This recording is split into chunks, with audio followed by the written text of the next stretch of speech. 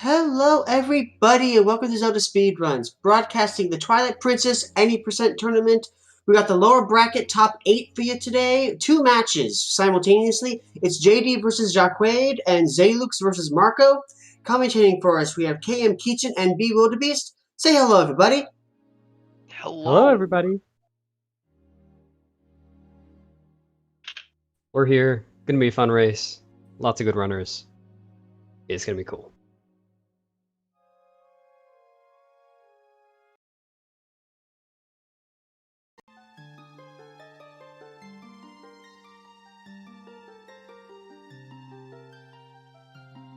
And it feels like it's been a little while since we had a four-way race. So, Yeah, most of them have been twos. yeah, a lot of them have been going in twos. Also, like we were mentioning recently, let's see how many people, let's hope that we see everyone get Gorge Void, because if that happens, that's going to be pretty hype. Yeah. We've seen a lot of people Well, get them recently. last time we had a four-way race, we had 4 runners and 4 gorge voids, but only 3 of them got it. Remember that one? No. That was I Oh. think it was that was Nimzo accidentally didn't save after failing rupee roll, so he did gorge void a second time. Oh, yeah, wait. Yeah, that is true. When Nimzo got it twice.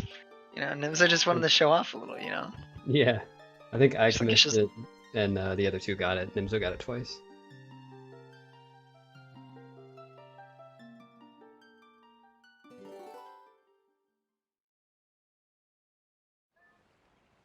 And our runners are off. So basically, yeah, what? You need to hold down the fort for me. I'm still spinning. I need to reset my router. Okay, you are all good. All of you guys probably, if you've ever seen any bit of TP, all of the early games are gonna look very, very similar. It's gonna look like we're watching 4 people all doing the same stuff. They're all gonna pick up this rock, go take it to a gate, roll into the gate and try and get bonked into the other side. And then they're gonna do a trick called back in time right after. If you're wondering who lllll is, that is a runner named Zelux, has been in the community for a very long time. So JD is the only person to bong into the right side on first try. Marco and Jacquaid being second, and then Zelux right after. This is the race where we get to distinguish between Marco and Barcode. Oh no. Oh no. JD didn't. Oh my goodness. Jacquaid also fucked up. Safe bit. Oh no. They both messed it up. That's a little bit sad. I was about to be like, oh no, JD, that sucks. And then Jacquaid just did the same thing, and I was like, oh. Well, keeping it even. Yeah. What happened? I can't see anything. Give me the play-by-play. So basically, Marco, Jacquaid, and Zelux all kind of got stuck at the gate for a little bit. JD got through instantly, but he messed up safe bit, right? Jacquaid then got through second. I think everyone else got in pretty much after. Like, they didn't get stuck at gate for too long. And then both JD and Jacquaid messed up safe bit. Marco and Zelux got through completely. Both Marco and Zelux are very close to each other. Both just got the lantern. Marco with a bit of a lead right now. Nice. JD has a bit of a lead on Jacquaid already from the gate area. He's just decently further ahead in the movement. Like, Jacquaid's starting the movement over to Lantern while JD was just about to go grab the Lantern. It's not too far difference. As everyone's going to see, they're rolling through the cave of perfect rolls. This cave is very important to keep chaining perfect rolls because a lot of it's going up a slope, and this is where you lose a lot of time if you drop a perfect roll. Dropping perfect rolls means that you will lose your speed, and you need a couple steps on a flat or lower, or like a downward slope surface in order to gain your speed back. So that cave is really, really important to getting some good times.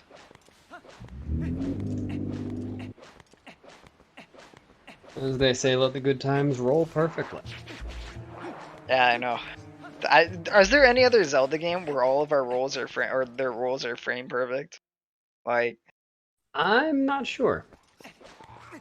Surely there's an optimal way to roll in every game, but whether it's frame perfect to be completely optimal, I'm not sure. Oh, they didn't pull up the map of Both freaking JD and Jacquaid just went for the fall, right, and just didn't do it. They didn't get pull out the map.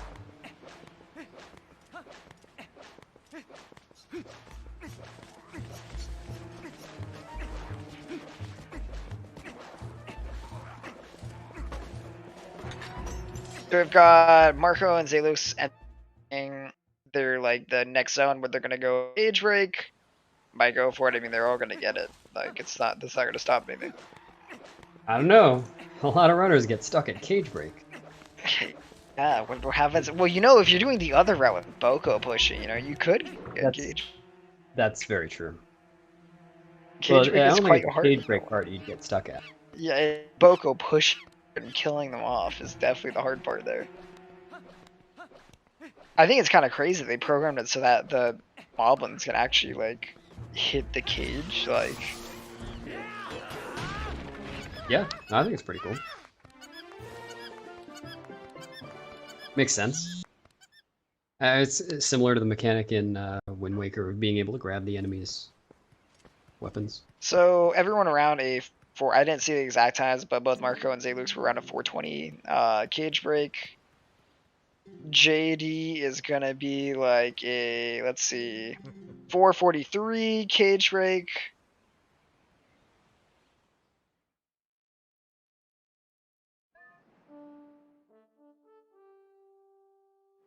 And then Jacquaid is gonna be, I think, a like 502 or 501. It's a 501 cage break.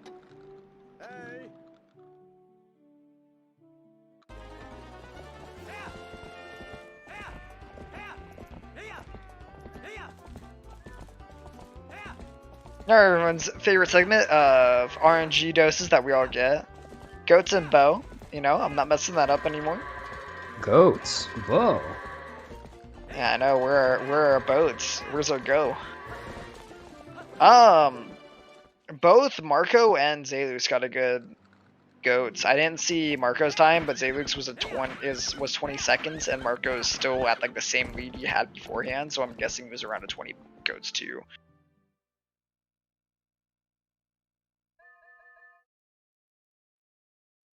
Oh no, JD has one goat that's kind of being a pain. Yeah, JD had kind of a rough goats here. He's gonna have a 29 goats. That kind of sucks to see.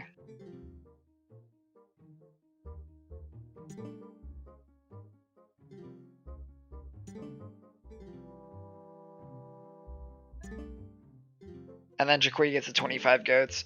Both Marco and Zelux talking about during the broken cutscene thing. JD's about to join them and talking about while the other two are about to, you know, start going or go wrestle. After these two segments, we're pretty much going to be out of a lot of the RNG heavy early game. Like, that's when there's still going to be a lot of hard tricks, but a lot less. Well, Hugo's technically has a decent chunk of RNG in him. But we're going to be out of just. Yeah, he is RNG, right? But. Yeah, there's a significant RNG in there. We just kind of adapt to it typically, though, you know.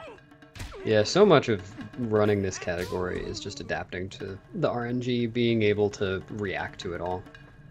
It feels like the goats and bow is kind of the part where you don't really have much control, right? It's not like we can react to bow just swinging at us or, you know, giving us better RNG. Marco got very good RNG. I wanted to say that real quick. He's pretty much out of bow already. Wait, is that like a...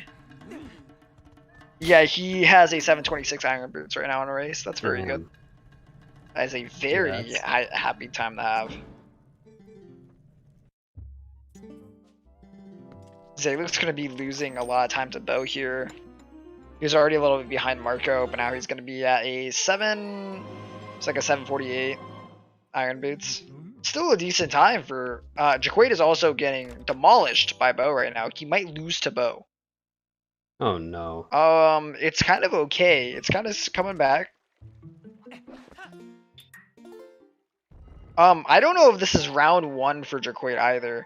JD is surprisingly also... Oh my goodness, Bo might actually beat Jacquaid here.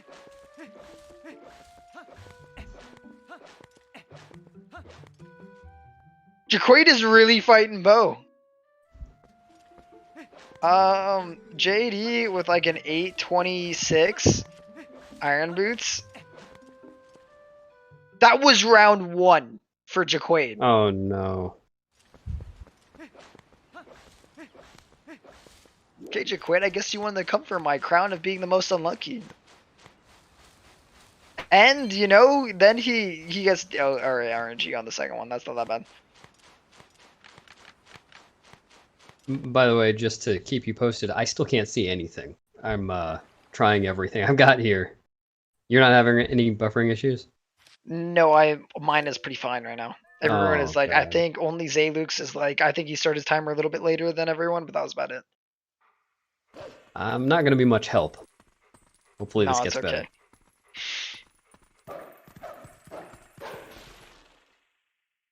Yeah, Jacquaid comes out with like a 9 something. I didn't see the seconds, but it's a 9-minute iron boots.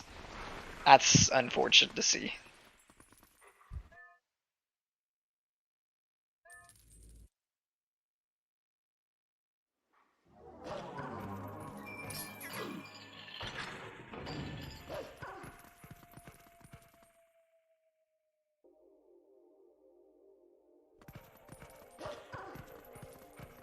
Oh, I forgot to pay attention to the most important thing out there. You know, JD gets it though. JD got box break. That's important. I saw that one at least. I didn't see the other two's box breaks. I think Zelux got it off of audio cue. I'm pretty sure I heard him get it, but I do not know for sure. And I did not see Marco's for sure.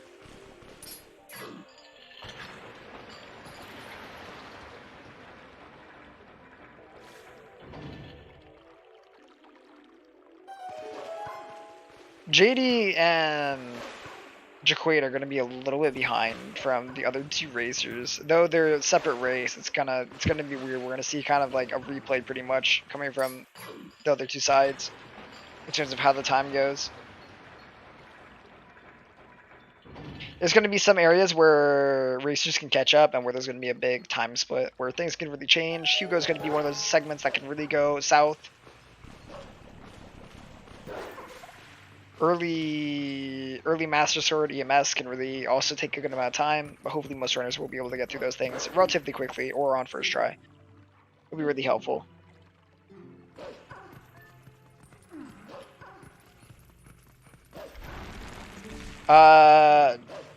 Jacquaid, unfortunately, had really bad dice rolls on his RNG. His bow almost beat him, but then followed by that, he also failed to do safe bit, so he's going to be lagging a bit behind. To be fair, his opponent JD also failed safe bit, but I think overall JD had a better back in time.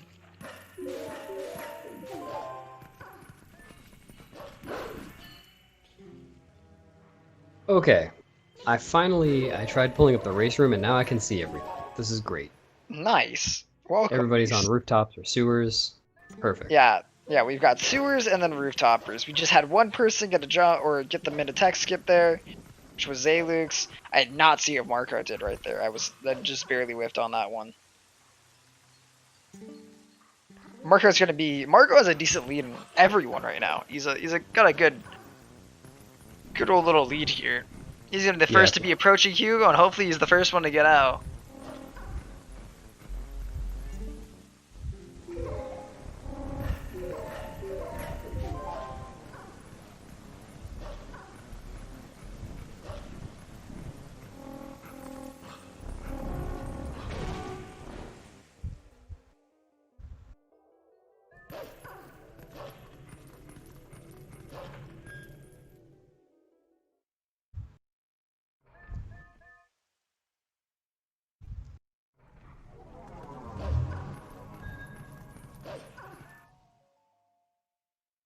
Mark are gonna go be picking up Hugo.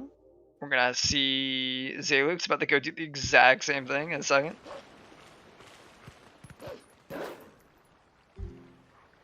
Yes, every single person is doing, in this current race, all 4 runners are doing a route called Gorge Void, no ZA.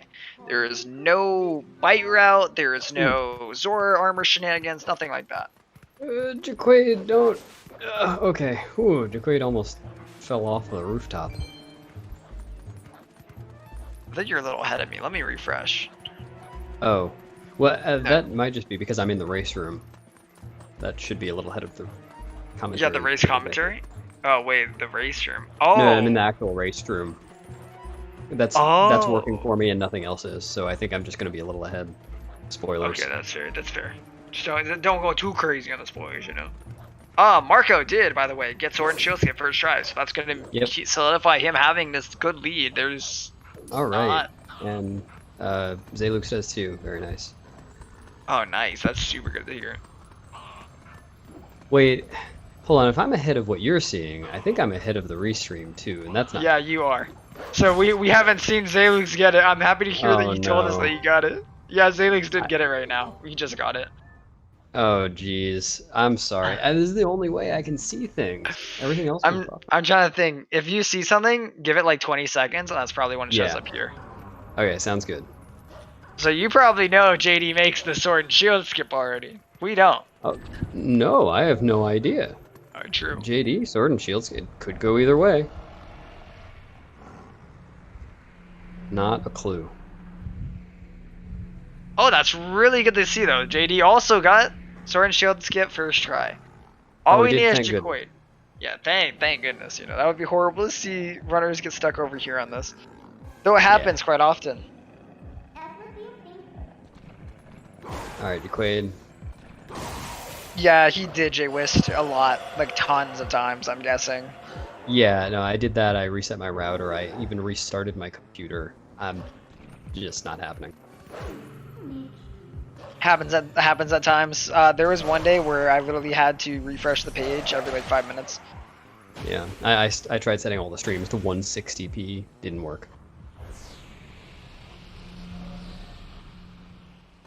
Alright, all we're hoping for is that Jacquaid gets this trick. It would be very good to see all of our runners. And he does! Alright, so all of them got Sword and Shield skip, and they're going to be chugging along through the game.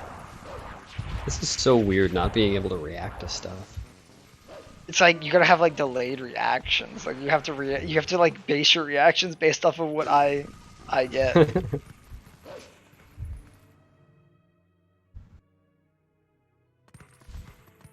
Or I can pretend to be a fortune teller. I expect JD will bonk in 5 seconds.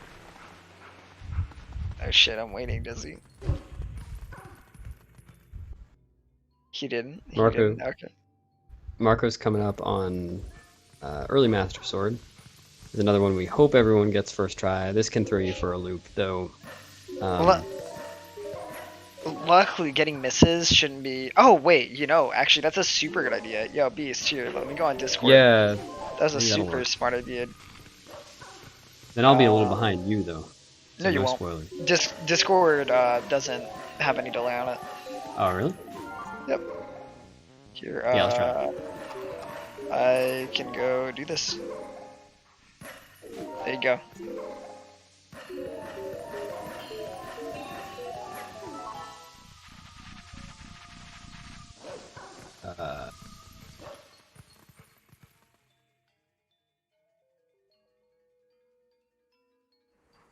Can you see it? My description? No, I can't see. Here, let me... Is it just loading? No, I don't see it at all. Oh, that's super weird, because I can see it. No! Okay, let me restart it then. Let me try to... Okay, there. Oh. Let's start it.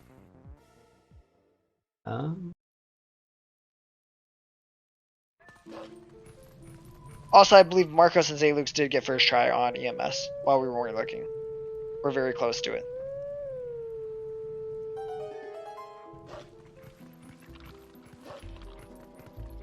JD is coming up on the trick, and he got it. Yep.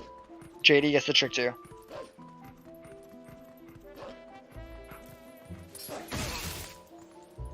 Are you good? Are you able to see it on my side?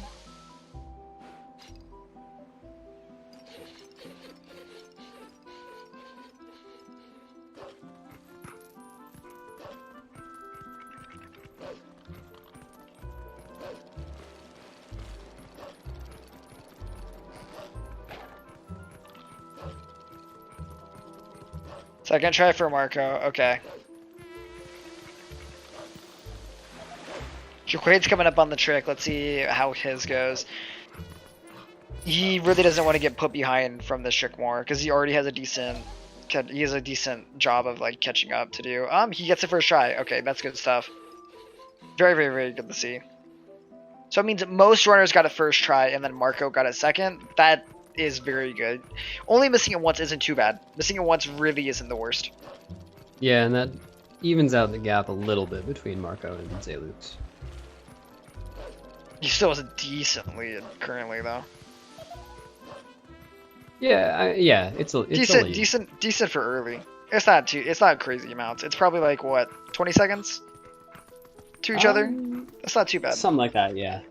That sounds right. We're not gonna see much of a chance of that to really change for a little bit. I mean, other than I guess like Skull Kid could kind of like. Most of this stuff is gonna be very, very easy for runners to perform.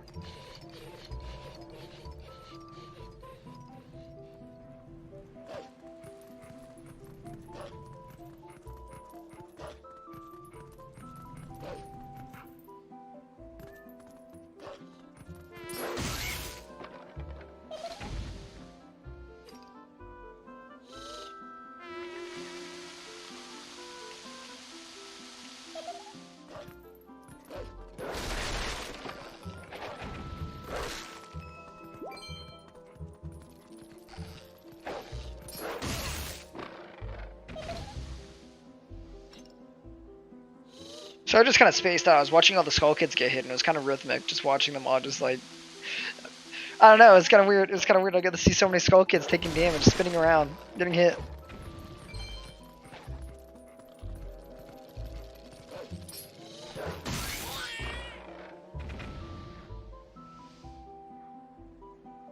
ZelllllL is on Marcos's tail, pretty much just following up on everything that he does.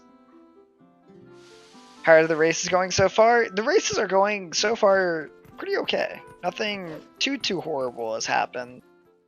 Yeah. Everyone got first tries good. or in shield skip, and that's a big win in everyone's book. Yeah, biggest time losses have been bit mistakes at the beginning, but thankfully the two people who made the mistake are racing against each other. Bit mistakes and then bow RNG. Bow. Yeah. Bow is a mistake you can't really control. Yep. Yeah, not even a mistake exactly. First try SNS X4 PogChamp. Yeah, that is pretty hype. Hopefully, we get to go over to Gorge Void and we'll get to spam the A button with everyone else in chat, and we'll see them all get Gorge Void too. That's gonna be in a little bit though. We still got some time before that.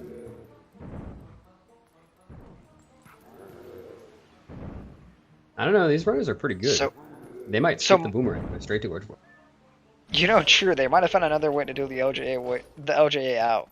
I didn't mean mashing for Gorge Void, J-Wist. I meant the fact that we're gonna have to do it one after the other, after the other, after the other. But both ZelllllL and Marco got a 21 Master Sword. Damn. So that's pretty damn good for a race. That's a very good time to see during a race setting. For sure. And good to see, you know, a competitive race between those two as well. Yeah, the race is definitely seeming pretty close to each other. Like, and that's through a good chunk of the early game gauntlet. We still have Gorge Void, which is going to be a big decider between time differences here. Mm-hmm. JD missing the Master Sword there for a second. But with a 22 Master Sword, that's not too bad. Yeah, considering what happened at the beginning, not bad at all.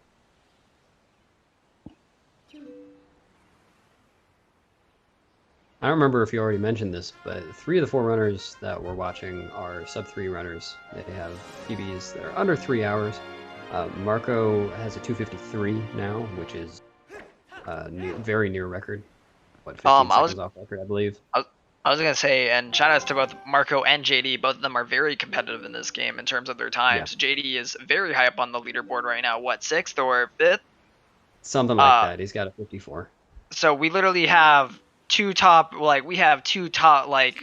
of the top 5 runners in this current race right now. Zayluke's not too far behind either, and Jacquaid very close to being a sub 3 runner. Mhm. Still got a little bit of time before then, though.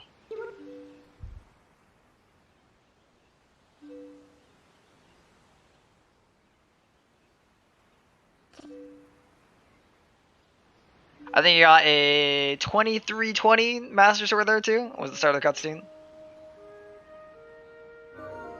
23-16. Oh, nice.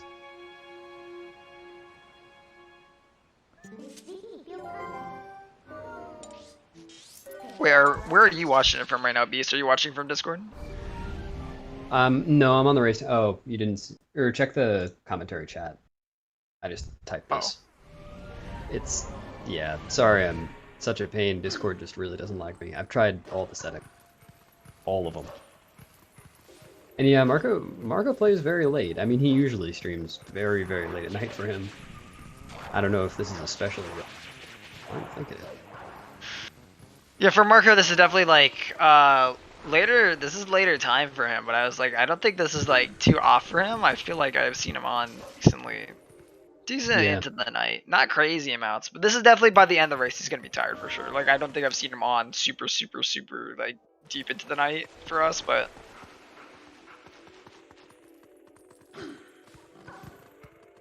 He's going through this section of purple mist here. Oh, he goes for the 3 rolls there. Ooh.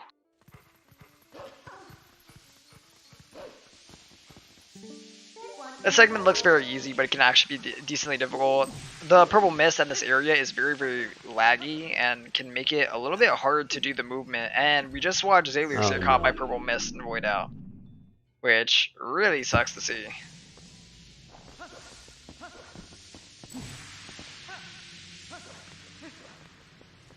I maintain that unless I'm going for record in this game, I will never not use the safe purple mist strat.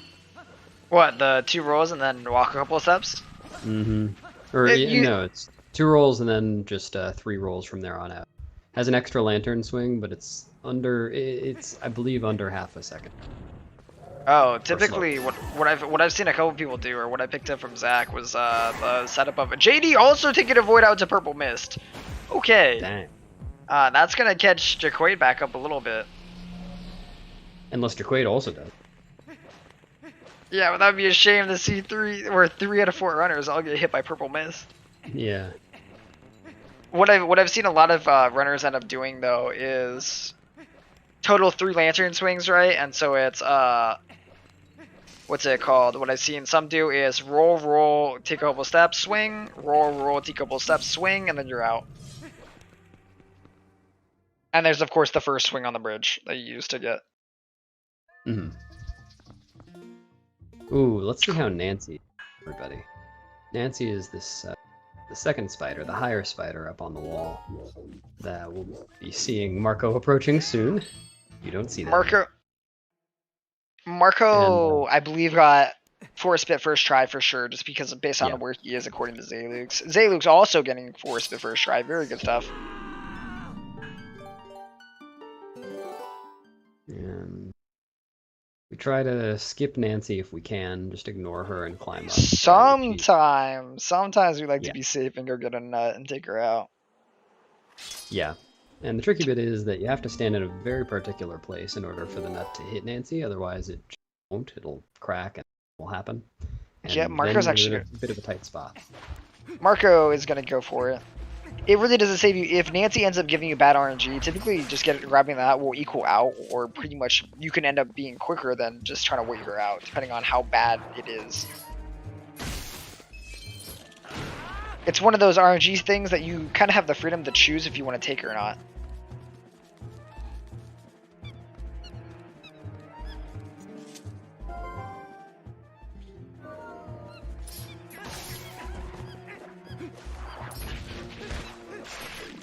JD also gets force spit. Man, Jacquaid is also getting force spit. Yep, first try force spit for Jacquaid. He's very happy about that. Everyone pretty much has got through force spit without much of a problem. That's very, very good. Yep.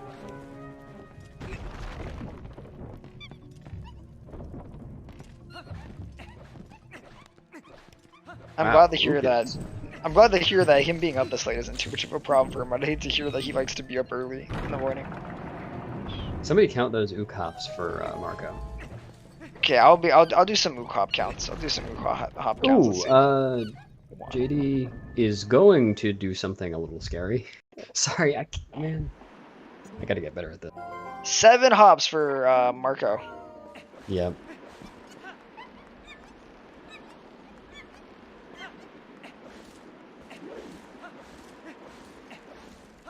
Okay, JD. Okay, JD, that's a little bit crazy.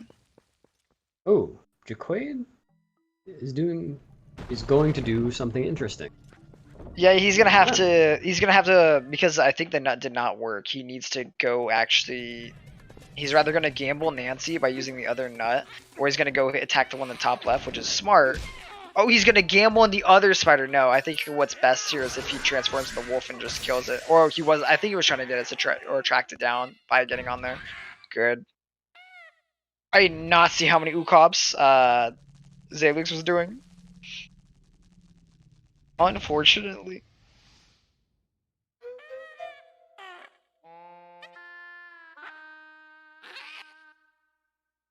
We can now check JD and how many hops he gets. It's kind of surprising how close JD is with the whole like messing up. I think JD just got a 3 or 4 right there.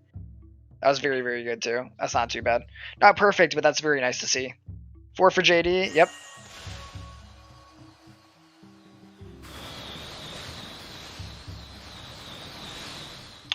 And just barely a sub 30 boomerang coming out for Zalux. That's very good to see. Damn, Marco got a 29-27 rank. Yeah, he is a very fast runner. Man.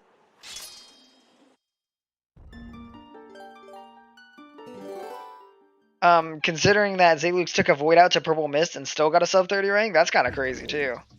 Yeah. And considering JD messed up safe bit, had to redo gate bonk and all of that segment again, and voided out the Purple Mist, and gets a 30-35 or 30-36 boomerang. It's a little bit crazy to hear. Yeah, these guys are good. These guys are very, very, very good. 2 hop for Jacquaid. Let's go. 2 hops this time. Bow, bow. I love the little joke there when going for it. We're about to see Marco. Oh, the song I meant. The 2 hops this time. Because I was happy you actually picked up on that. I've said that joke before and people were like, huh? Oh man, I'm just now noticing that Jacquaid's sidebar says LB top 8 JD versus JD. JD versus JD. I think he means Jacquaid versus Jacquaid actually. Oh, okay. I thought it was J-Lukes versus Jarko. There's too many J's. Also, good job to Marco on skipping Mailman. The highly imposed service will fail today. Hopefully, for all 4 runners.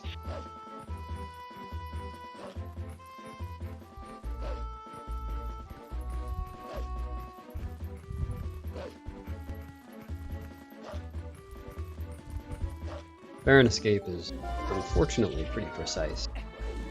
Sometimes it's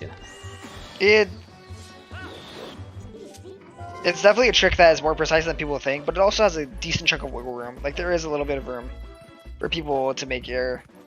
And a lot of us have gotten really, really good at the aim. There's also a setup that you can do with Wolf that makes it really, really easy. Or a lot easier than just going for it, like blind. Alright. Coming up on Gorge Void. Let's see, my A presses are early. Oh my goodness. Wait. I need to type it. You know what? We take that dub. Very helpful.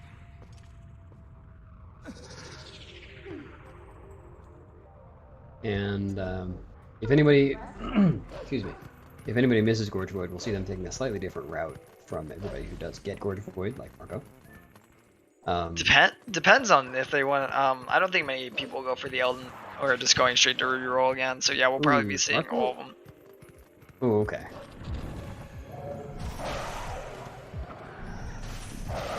We have our second dose of Gorge Void coming out here. Hopefully Zalux goes and gets this too. Yes, that's a second one. Alright, that is 2 out of 2. Or 2 out of 2 for that race. The next one, there's another race, so we need to see how these two do. Yep.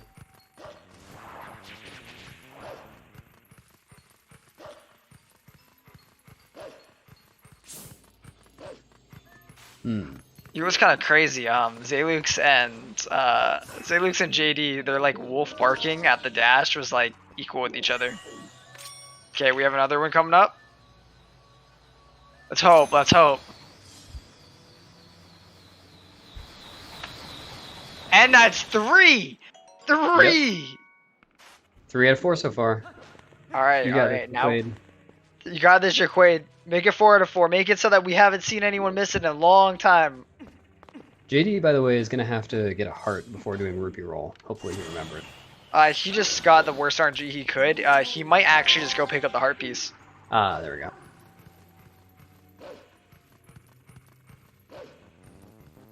Unfortunately, sometimes you just get kind of bad luck. There's like a decent chance of getting. Oh wait, there's Jacquaid's 2 now. Okay, okay, let's look. That is rough. Well, 3 out of 4 ain't bad. That feels bad for Jacquaid, though. 3 out of 4 is a really good number to see, and it's one. And we've had a really long change streak for Gorge Voids, so that's pretty good to see. Oh yeah, that's right. We realized there have been so many Gorge Voids in a row in races. What was it? You said 8? It was 8 in total, and now it went up to, including these 3. Yeah. It would go up to 11. 11 Gorge Voids in a row. That's pretty good. It has been a little while on ZSR since we've seen it not go. How in the... Did you see JD like mess around with the... Okay. The side hops, he like moves the camera, he moves himself. JD, how? What? They do a trick called Ruby roll there, where they're gonna roll on the fence, or they're gonna LJ to the fence, have a Ruby text box cancel them falling. They're gonna get a roll right after the text box. And they're gonna turn around so they land on the other side of the fence. They're then going to do some side hops and then LJ over the gorge. Oh, ECT, ECT. You just watched it happen 3 times. And then everyone goes back and gets hit by the trigger because that's how we get mat warping. Unfortunately, Marco gets caught by the minute trigger on Forest Escape. That actually gives Zalux a bit of a time to catch up.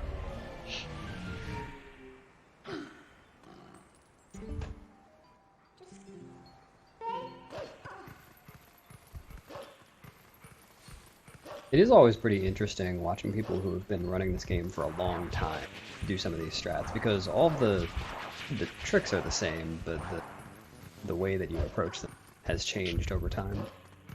People have the way that everyone does them, the way that everyone seems to be is like very, very different, if you know what I mean. Like everyone has different aim, different things they look for. Jacquaid luckily getting that linear root gate clip, not too slow, but pretty good there.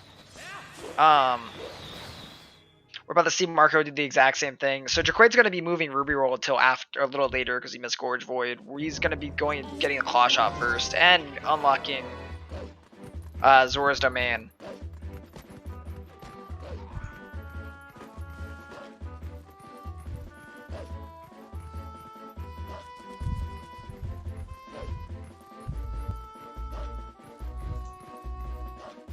Crosser, we had 3 Gorge Voids, and aside from that, no huge mistakes so far.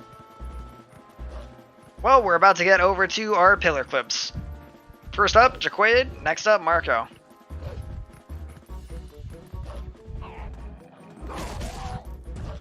That race is pretty good. It actually feels good to see a bunch of people near each other, or at least not too far off in difference. Zalux is definitely like chugging along, trying to catch up. Jacquaid's gonna have to wait here for a little bit because of how early he went, but I'm pretty sure he might. Yeah, I was like, I'm pretty sure he's gonna get it.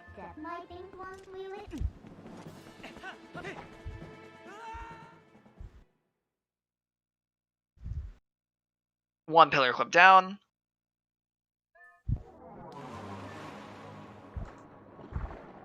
Where's the GV difference? GV difference is only going to be at Jacquaid's side. Everyone else got Gorge Void.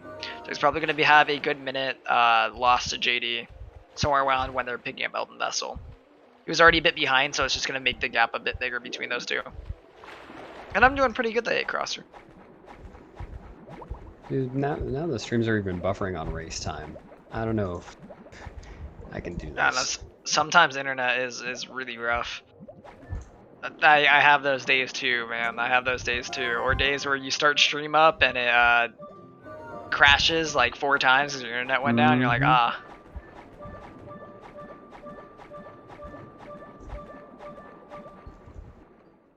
Zaylu's got a little close there, but he also got in. That's 3 pillar clips. No one's failed pillar clip. That's really good to see. Pillar clip definitely as seasoned players isn't too bad. It definitely isn't all too bad to get. You won't see many of them mess it up often. JD following just behind. Zayluk's now too, about to go get his pillar clip.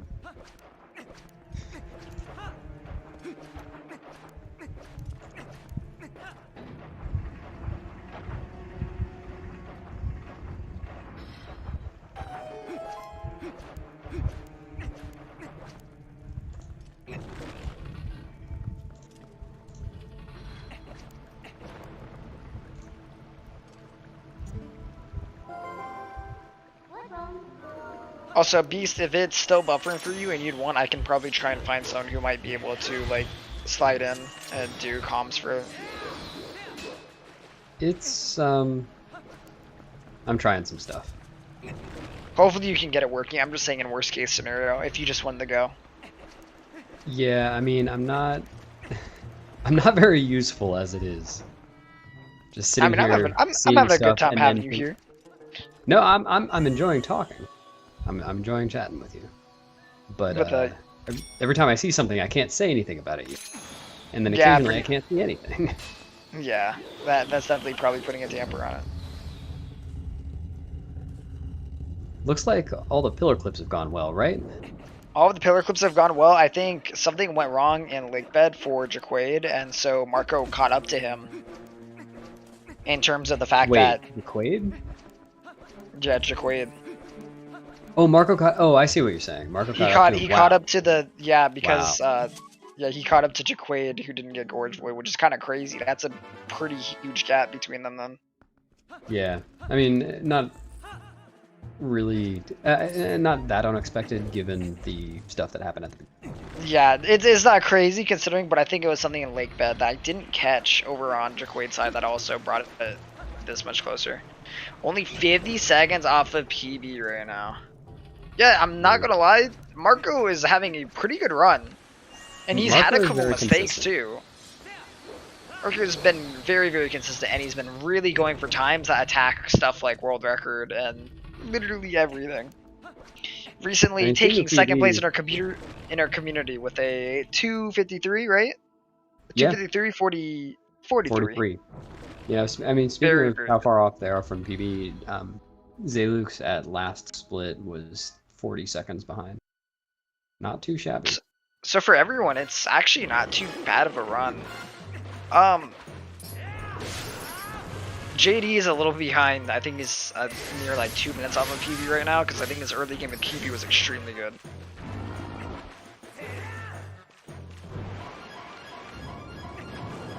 And here JD's presenting us with a Lakebed reroute there. Unfortunately, that Tektide kind of made it a little bit hard for him to get it off. He'll be saving time later on. We found out it was faster to walk when doing the boss key skip way later on. He'll be saving time on all the runners.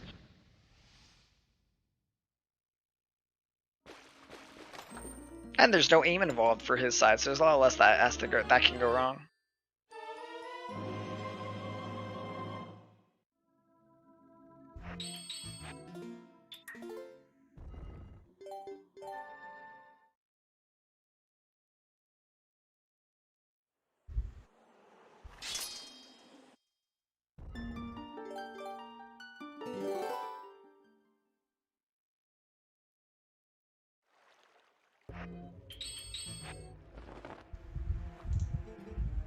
Currently, everyone's about to have the claw shot. JD's just about to go pick up his. Marco's is about to go. Marco and Jacquaid are actually about to go drown the little bubbling on the Cag Rock. They're gonna do a strat where they go out into this river and they're gonna end up manipulating the Cag Rocks to go try and grab them. And when it comes to grab, it ends up drowning the enemy. They're just looking, seeing where it's coming in from, waiting.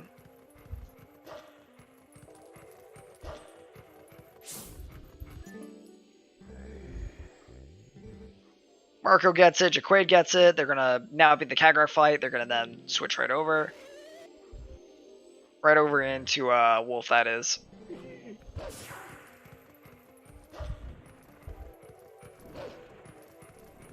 Jacquaid kind of got stopped there. I wonder if that was intentional, like how he went there. Oh, and he gets the clip. Nice. Yeah, this is another one that everyone does a little bit differently. And it's always scary to watch someone do it differently because the punishment for failing this is a crash.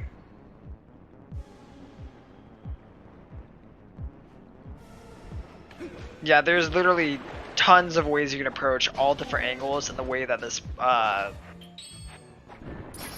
can be done, you know. If you end up getting grabbed by that Cag Rock, if you don't end up resetting the console, it will crash you in like pretty much immediately.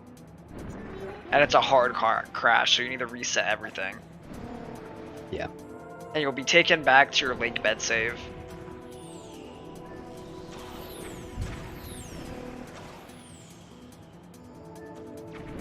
Two people doing Cag Rock flight. Now we've got a third person doing Cag Rock flight. Jacquaid's exiting Cag Rock flight. Three out of 4 clips there, by the way, for it. And to reiterate, it does look like Jacquaid is a little bit ahead of everyone right now, but he's actually quite a bit behind everyone. He still needs to go back and do Rupee Roll to get to Kakariko, whereas Zelux and Marco, well, and JD, he's a little bit behind them, are all going to just warp straight there after the Shadow Beast fight at the top of Zora's. Yeah, Jacquaid not only has to go all the way back and go do Rupee Roll, he has that time of going back to the forest, running through the forest, getting to the forest escape, having to do forest escape again, running through all the way through Hyrule Field, jumping over Mailman again. And Hopefully. Then he finally gets to go. Yeah, that's what you're hoping, right? Get the Mailman jump. Then you finally get to go do it. I was wondering about this. I never bothered to time it, but if you're going to miss Gorge, is it faster to just hit the Mailman trigger as Wolf in the first place? And then if you are intentionally missing it, yes, it's better to hit the Mailman trigger. Yes, it's been tested. It is better for you to directly run into the Mailman trigger with an optimal straight line movement into going into Elden if you plan on not even going for Gorge Void. Yeah, that makes sense. Of course, it would never make sense to actually do that, but it means if you are intentionally planning on missing Gorge Void, then you could theoretically save a bit of time there by just not going for it, because you're saving time on transforming literally twice. The boomerang LJA. Well, 4 times. And the inoptimal movement. No, 3 times. Four transformations, and then well, it's 3 transformations because the Mailman trigger will automatically transform you into human, so you'd have to transform back in. Oh yeah, true.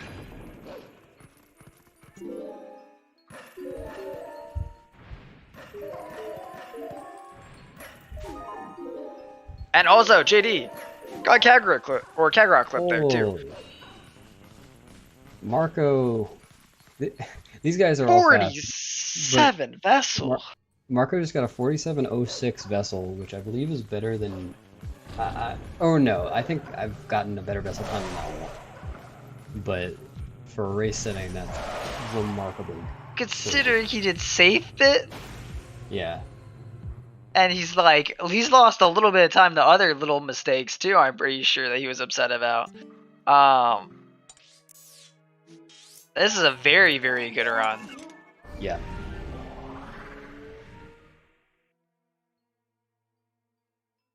He's definitely trying to give no room for Zelux to really even be able to catch up on. Zelux is currently doing very good. I think he's on PB pace, genuinely. Yeah.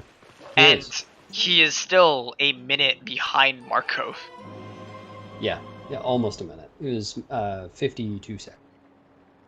Oh wow, like that is crazy. Yeah, everybody did safety bit at the start. excuse me, Jacquaid and JD both had to do it twice because they both messed it up.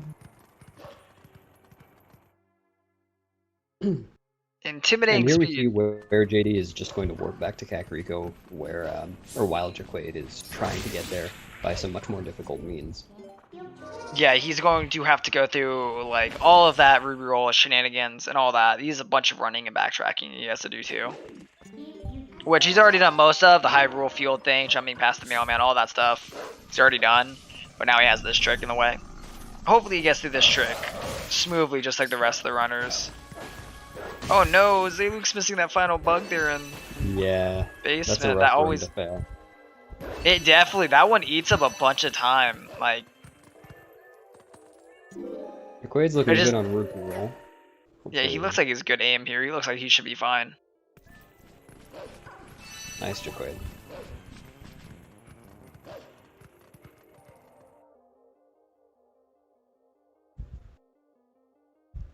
Marco goes through hotels so fast, like. Oh no. Oh, Marco. I'm sorry, I can't not react to this. No, it's okay. I'm gonna be looking at it. I think I might know what happens. Oh, that is rough. That was too much of an angle. Oh my goodness, twice? Yeah, a sad day.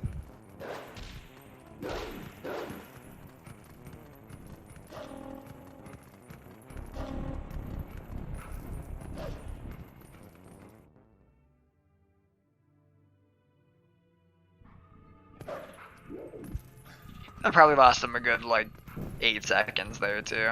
Something like it to failing it twice.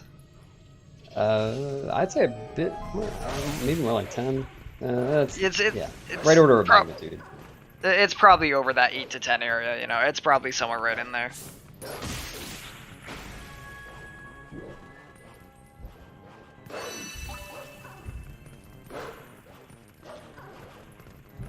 So this is a little bit of time save that Zalix can get back on the Marcos.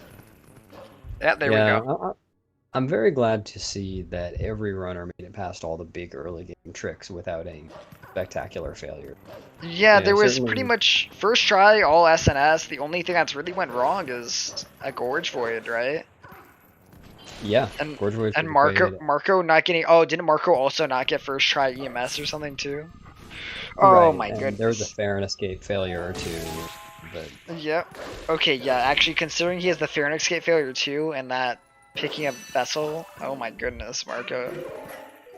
That is terrifying. That is some real speed right there.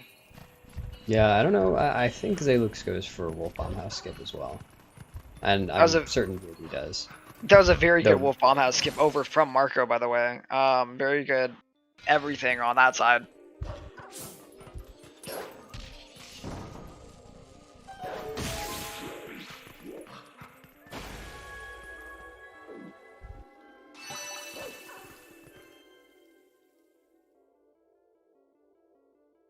Huh. That was kind of an awkward bug and how that went. Marco's going to be getting a good chunk of money from here. I think he's getting around... He got like 8. It's not too bad. Oh, dang. Zalux unfortunately didn't get Wolf Bombhouse skip. Hopefully I'm not too far ahead here. Yeah, no, you are pretty good there. Yeah, right as he had messed it up, you said it. Yeah, we'll be going for human skip instead. Human's definitely a good way to back up if you end up messing up Wolf Bombhouse skip. It's not too bad if you can identify that you've missed it and you just need to bail and go for human. Yeah, especially if you get to bail early, because that doesn't even lose much time over going for human in the first place. Yep. Missing the jump though, that one really sucks. Yeah. Yep. What were you saying though, Beast? Oh, I was just going to mention that all the runners are going to be trying to side hop over the blue rupees that they see, so that they don't get any text. If you side hop over the rupee in such a way that you collect the rupee before the apex of the jump, then you won't see any text. And unfortunately, you have to do that for all of the rupees, because otherwise you will get text on the first. Don't side hop over. For some reason, typically, unlike most Zelda games, TP will tell you that you have gotten a ruby that is like a blue ruby, a yellow ruby, anything that's above a green ruby. It will tell you every single time you get it after if you like save and quit the game. Yeah, the first time you collect a new color of rupee after having not restarted, but save and quit, it will tell you, which conveniently makes rupee roll work. So, I mean, technically, we don't pick up any 10 rubies until then, though. So, well, okay, true, but a lot of other games don't even tell you. Yeah, a lot of games literally don't tell you anything unless it's a chest ruby. Typically, you don't get told at all. Like, I know in MM and OOT, you can literally pick up a giant orange ruby and it says nothing, or the gold rubies, right? Like, they don't say anything about it. So it's a bit of a nuisance, but it's very convenient for our speedrun. Casually playing. Jacquaid, unfortunately, just jumps to his doom. Did you see that? Dude, what is the RNG that Marco just got there? A Kakarot flew all the way down while he was doing the minute charge for that bug, and it caught right at the last second. Oh. Yeah, I've seen that one before. That's unfortunate. That is incredibly bad RNG. That's one of the reasons he still I stopped doing that bug with a midnight charge. I mean, he technically still had a low 54 on his. Yeah. No, I mean, I can't argue with Marco's times. That's right. Yeah. He's still kind of going crazy, like. Oh, and Jacquaid slips off the railing there. Oh, he's gonna reset and try and go for it again. A bonks this time. Oh, I think it's better for him. He's gonna try and force it now. Alright, he's on the railing. Hopefully he's all good. I didn't notice. Did Jacquaid? Are you talking about Wolf Bombhouse skip? Yeah, Wolf Bombhouse skip. He failed it twice. Oh shoot. Minor fails, but he also went all the way back to go reset it both times. And try again.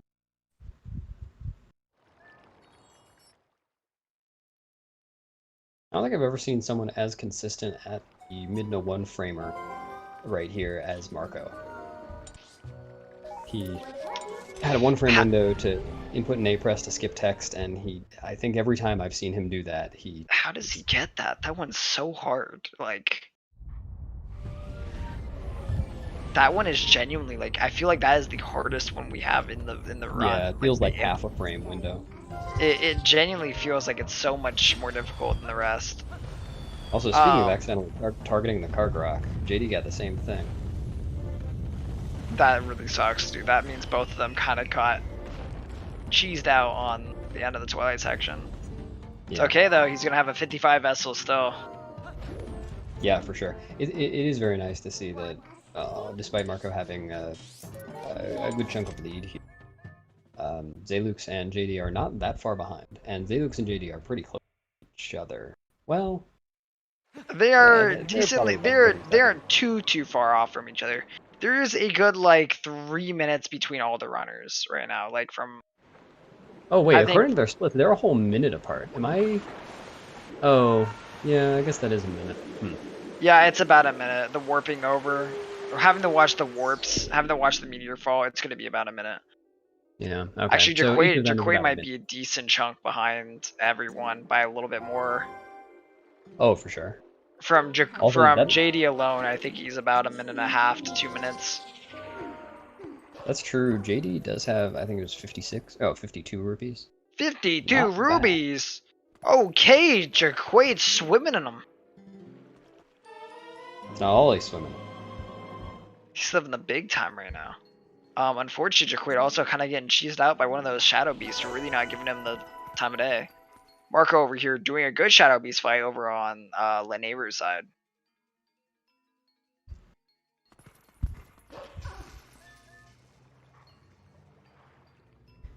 One of the things I enjoyed most on my first viewing of the tasks, of Jim's tasks, was how he did the Leneiru bugs, because he would kill them and then before they exploded he would push them as far as possible towards the next area he wanted to go to. And he made it look so easy, but of course it's not. It's passy. Oh yeah, pushing the little corpses are very, very hard. Yeah. Ooh, let's commentate on waterfall side hop coming up for Marco. Oh yeah, the waterfall side hop, yeah. I wonder Right if we'll get after, right after this, yeah. I mean, you already know. You know what's coming in the future. It's like you have the crystal ball. You're showing it to me right now. You're like, I know. I do. But here you go, Keaton. So you have pretty much 6 frames, 3 frames that are early that won't work, 3 frames after that will work, and as we saw, Marcos got the 3 frames that work, or one of them. I believe that's exactly how that trick works, right? Like, Yeah. correct me if I'm wrong there. That's how it is. Yeah, 6 frame window. First 3 will land you down on a lower ledge than you want to go to. The latter 3 will land you on the ledge that you want to land on, and anything before or after that, you're falling to your doom. And the fastest thing to do is save warp. It's very slow. There is an alternative strat that some people use by putting on the iron boots and just kind of sinking to the bottom there and walking out, which is a little bit slower. It's a little bit slower, but I think if you get the 3 early frames, it's not too much slower than that one. Like, it's pretty much like you're at the Yeah, I same don't remember time. timing on that. I don't remember whether it's slower or faster than missing completely. Oh, Zalux. I don't know if I'm ahead, but Zalux, unfortunately.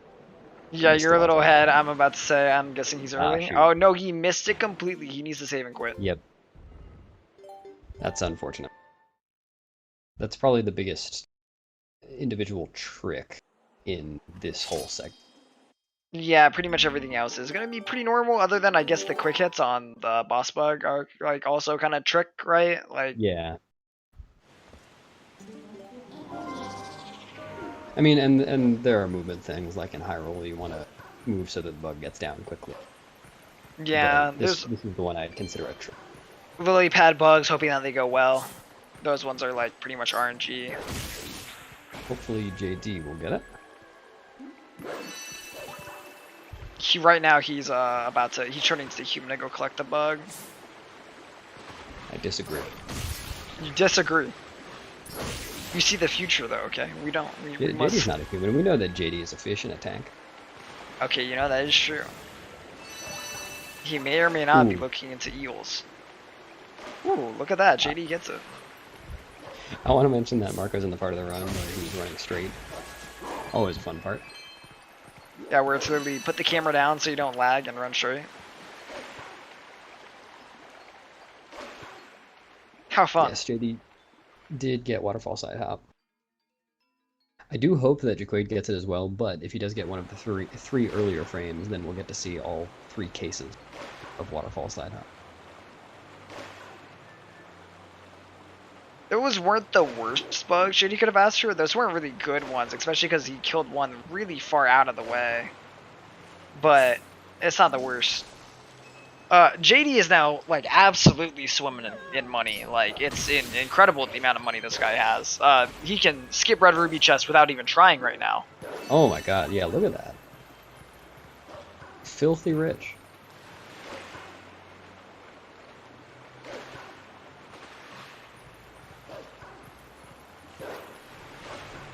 Thank you for the raid. The Prince Ofnany? Nice. I see. Yeah, I don't know how to pronounce that name, because I think that's all on you. Prince of None. Oh, thanks for. Oh, okay. We got you.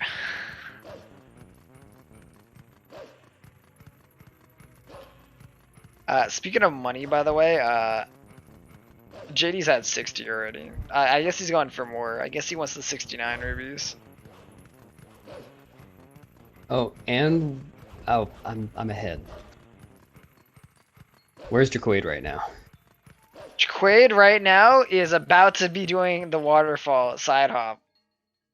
Jacquaid misses it Yep. and falls Early down. 3 frames. So that we got to see all 3 cases there.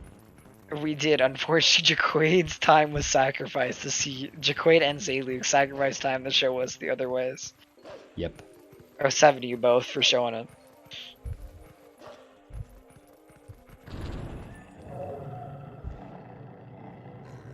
It's kind of crazy to see that literally JD has double the money that Jacquaid does. Like, almost double. Not, like, okay. Not quite. Not But yeah, quite, yeah. but close. The 62 rupees is kind of insane. Actually, how did that happen? That usually doesn't happen unless you do rupee roll twice or something. but he I didn't. think genuinely it's been very like okay. I know that he is one of the people who does collect a lot of rubies in the free time, like in a lot of like Yeah, and spare he must moments. have gotten the yellow. He got the You know yellow. what? He got the yellow in the hotel. Yeah. He got Did the he get extra the yellow in yellow hotel. Did he get the Wait, yellow in the boxes in that one I house? think he might have gotten a free yellow from one of the boxes, like in Abandoned Yeah. House, and or he got another. He got another. What's it called? Or a lot of rubies out of the watchtower. Like maybe 2 5s, or a case of getting 13, 14 rubies out of that place, which we've seen a couple Yeah. runners do it. We had that one time where Ace literally like she picked up what 18, the max amount you could. I think every time you tell this story, you increase the number of rupees that Ace got that one time. Maybe next time it'll be 20. But it was a lot. It was over 15, right? There were 3 blues. Yeah, I'm pretty sure it was 17. She got 3 blues and 2 greens, if I recall. I actually don't know. That might be the max you can get. We'd have to check on that. It was still insane, no matter what. We've actually seen a couple runners get 2 blues in that house, which that alone is pretty good money. Yeah. Especially because you're waiting for that bug, and you kind of just have free time to do the side hops and go grab them. Like.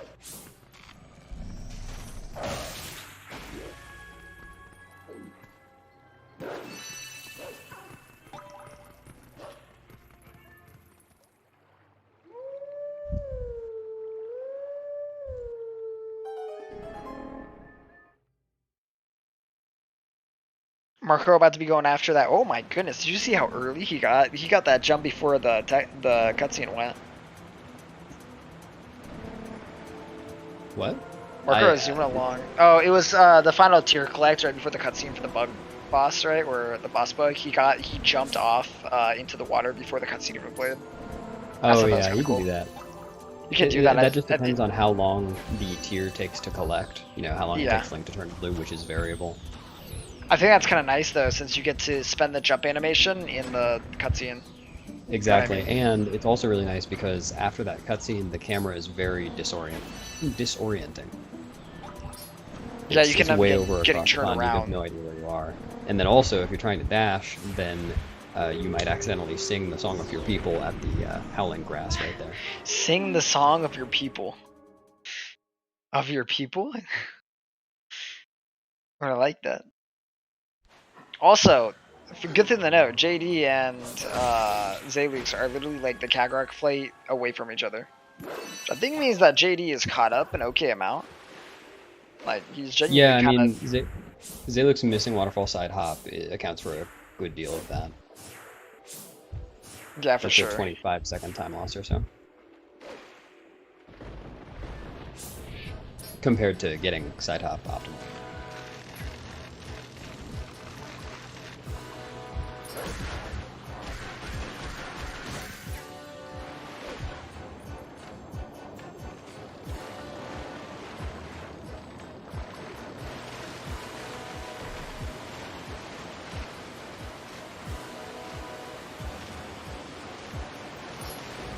Everybody now will be entering one of the nicest phases of Zora's domain outside of the Twilight. Nice atmosphere. We're about to be, Marco is literally done with Twilights for this game. He's not going to see another Twilight until right after Morpheal. He's going to see once more, right after MDH, he's going to see it. Yeah, but after that, he's just playing Princess at this point. Yep. Oh my goodness. I mean, up until, Palace. Because that one is literally just all Twilight, That's true. That's a good point. He'll be playing Princess until then he'll just be playing Twilight.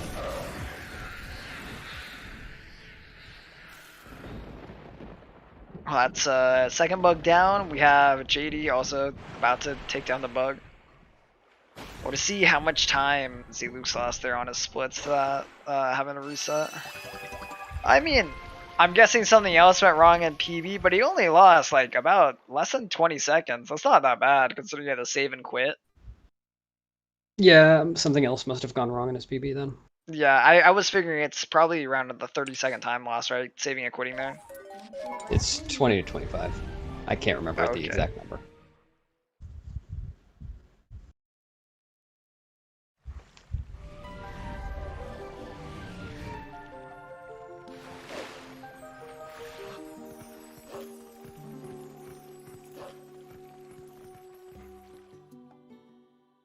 Marco over here howling out the howling sound so that he can go get ending blow way later in the run. And by way later, I mean like, you know, a good chunk of time from now. It's gonna be around 20 minutes from now. A little bit it's gonna be less than 20 minutes from now is when he's gonna be going and getting. Am I crazy? No, it is a little over 20. I'm dumb. My bad. Yeah, it's more like 25.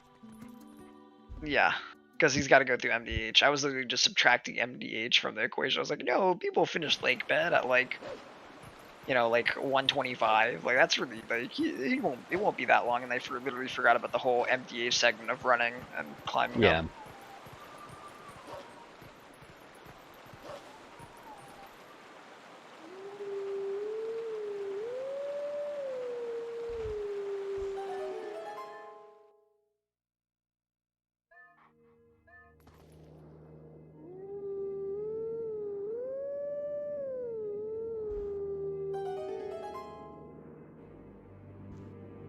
My ears feel like got trampled on from Zelux's howl there. Like something messed up with his audio, and like I just heard some weird stuff for a minute. JD is following closely behind him.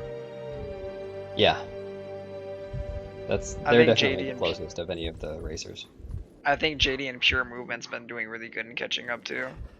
I think his lane even without just the side hop, right? I think overall it's been very, very good. He's gonna be saving time in AG too, because he's skipping the chest. He's already into it. Yep. Zelux also has really low amount of, he only has 27 here.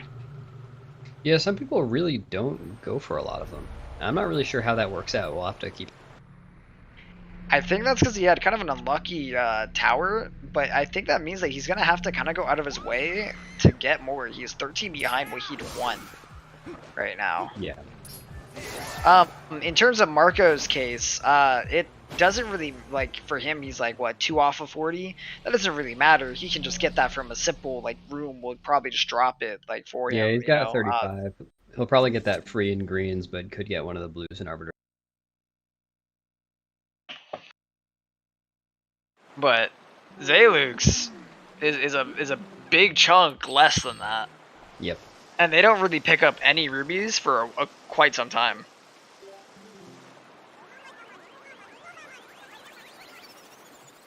After your Twilight sections, you're pretty much done collecting free rubies in the game, or rubies that have free time with them, because a lot of the times we are using the bugs dying and the animation of waiting for the tier to spawn so you can actually go collect it as time to go collect money for free.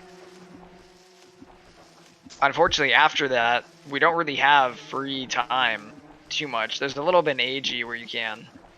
Ooh, watch Marco here. Oh yeah, we're about to get to the bomb side hop here. Or whatever people call it.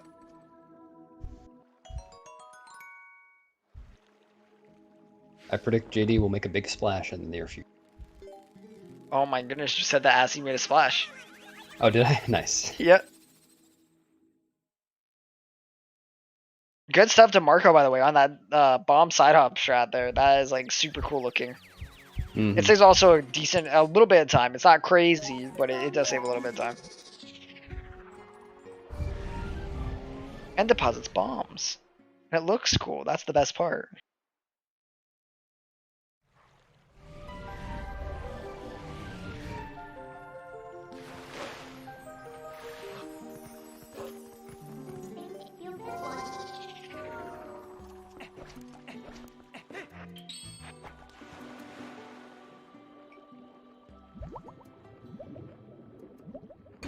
Yeah, sometimes it's like hard to think of what to say when I'm watching 4 races at once. Like, I'm not gonna lie, it's like my eyes are just like looking all over. Like, oh, so much TP. Like, I love this. Like, yeah.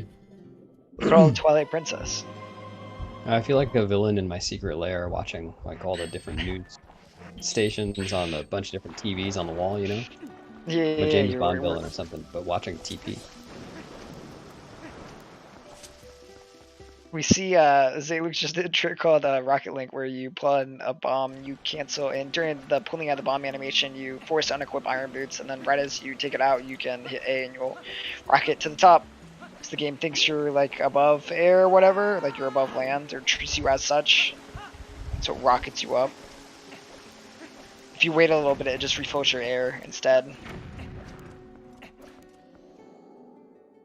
The James Bond of TP. Yeah, that's a pretty cool title, Beast. Beast the Bond villain. Who's the hero then? Was James Bond a hero? I thought he was too cool for her. He's a hero. To some regard, he's a hero. Yo, also, guys, let's go look at JD also do waterfall bomb strat, or the side hop strat. Well, You know, he something like it. didn't get it. We did try. That's what's important. It could have been worse. When I was trying to learn that strat, I would end up still wearing the iron boots at the bottom and jump slashing the pile of 3 bombs that I dropped and blowing myself up. Definitely could have been less smooth than what JD did. Marco over here getting the good void so that he's gonna spawn over by yet. Is he gonna take a spiritual journey? Oh, Keaton, I have bad news for you. He's not taking spiritual journey. Don't tell me. It's rough. It hurts every time. It's a shame. You know, to some he's a hero. You know, in our James Bond movie, Yeto can be our hero. That's the guy who's gonna go stop you, Beast. In your evil plot, I said, in your evil plot to rule TP, Yeto will be the James Bond who stops you. That's pretty cool. I like Yeto. Yeto is a pretty cool guy. You know, if you were to get taken down by anyone, you know, Yeto would be a pretty cool guy to get taken down to. Might as well choose a soup-based villain.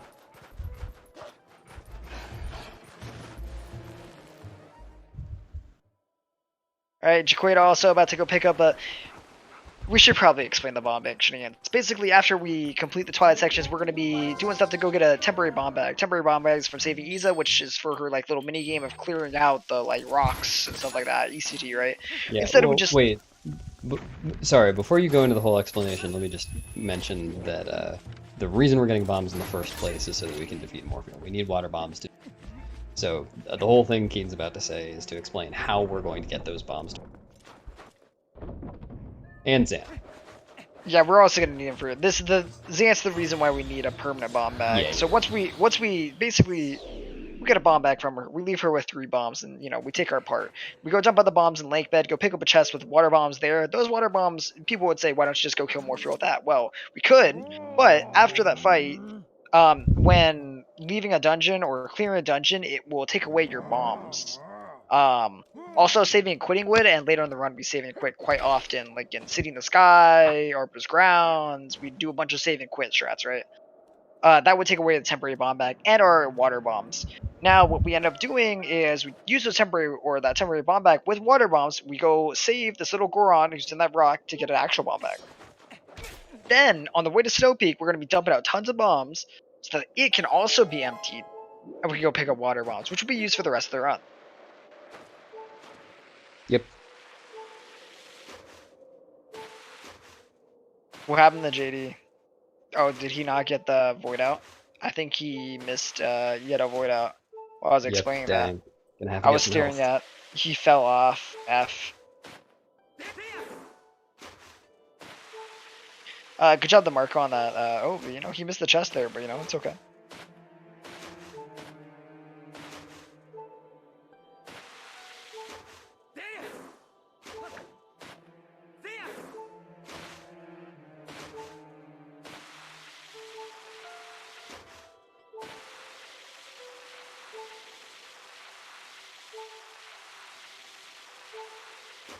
Marco doing quite the different strat here.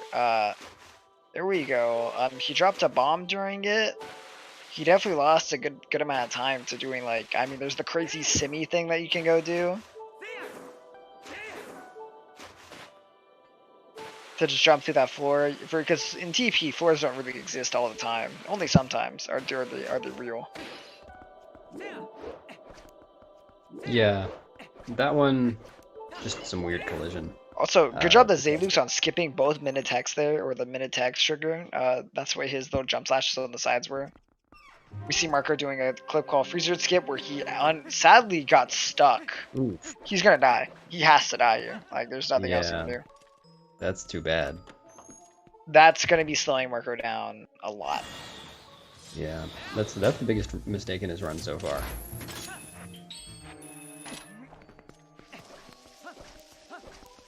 He's gonna be losing a good like 30 seconds here, 20. It's gonna be in there. Getting it on the first try, I think it's a bit more than that, because he tried it twice before dying. Yeah. So you think it's probably like 35 somewhere in there? Like it's a decent chunk. 40. It's gonna be a good chunk of time that he loses there. Also, he's gonna lose even more time to the fact it messes up equips. Right. Yeah. I always forget that and put on the iron boots. Yep, that's typically what happens, and then people get what's it called? People won't really realize that they have the wrong equips.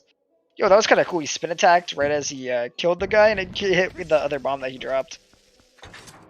Oh, did it? I didn't notice. Yeah, it was really cool. And since it was in a cutscene, he was immune to the bomb explosion. Oh, dang. JD went for the mid-attack skip by going around the area at the end of snowboarding, but didn't quite get it. Got the first half. Zaylu's got both, which is actually pretty... I've actually seen him get that more than most other runners, which is kind of crazy. Like, I've seen Zaylu's get that often. He also had a very good freezer clip there. Whoa, that was kind of weird. Like, did you see that? JD was like ESS. He like did a cool like ESS up to that top, or that the second target spot that they do. My internet is back in the phase of not showing me anything, so I did not see. That's an F. I give you an 07.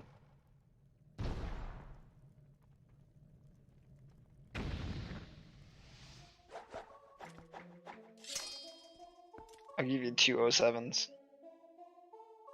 That's a good callback.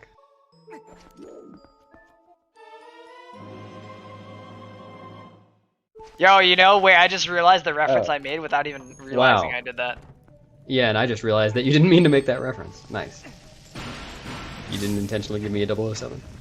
Yeah, I actually like everything came together so well. Yeah. How close is it so far? Well, keeping the fox. You know, wow, that seems like I won't look into a mirror again.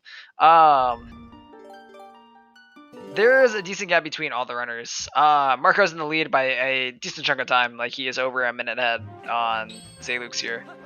Throwing a bit of that time away as we speak. Unfortunately, to this LJA here. Yeah.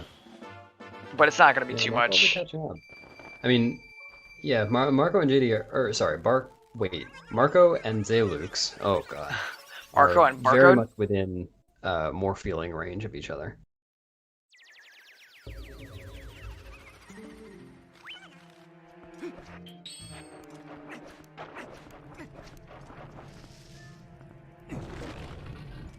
Marco and Barcode again, yeah. Oh no, and Beast and Beast is back? Yep, hi. We're gonna be seeing time that Marco's gonna be saving by doing the alternative lake bed route. Oh yeah. Much quicker Bosky skip. Yeah, I don't think Zaylu's did that, but JD did. JD did, Marco did, and the other two did not. So we see 2 people doing the new lake bed route and 2 people doing the old lake bed route. Yeah. New one saves you time. If you all things being done equal and correct, it does save saves like a good like 4 to 5 seconds or something like that.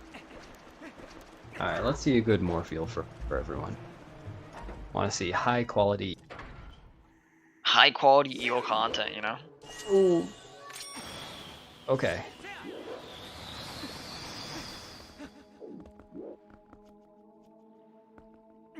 You know, like that's about to get me a little tense. Sorry. So Marco misses 1. He doesn't get the. So there's a little bug that can happen there. He does not care about the 1 bomb. He's going for a 2 bomb. Yeah, no. He pulled that bomb as soon as he could. He was like, I do not care about 1 bomb. Let me get my 2 bomb and be free.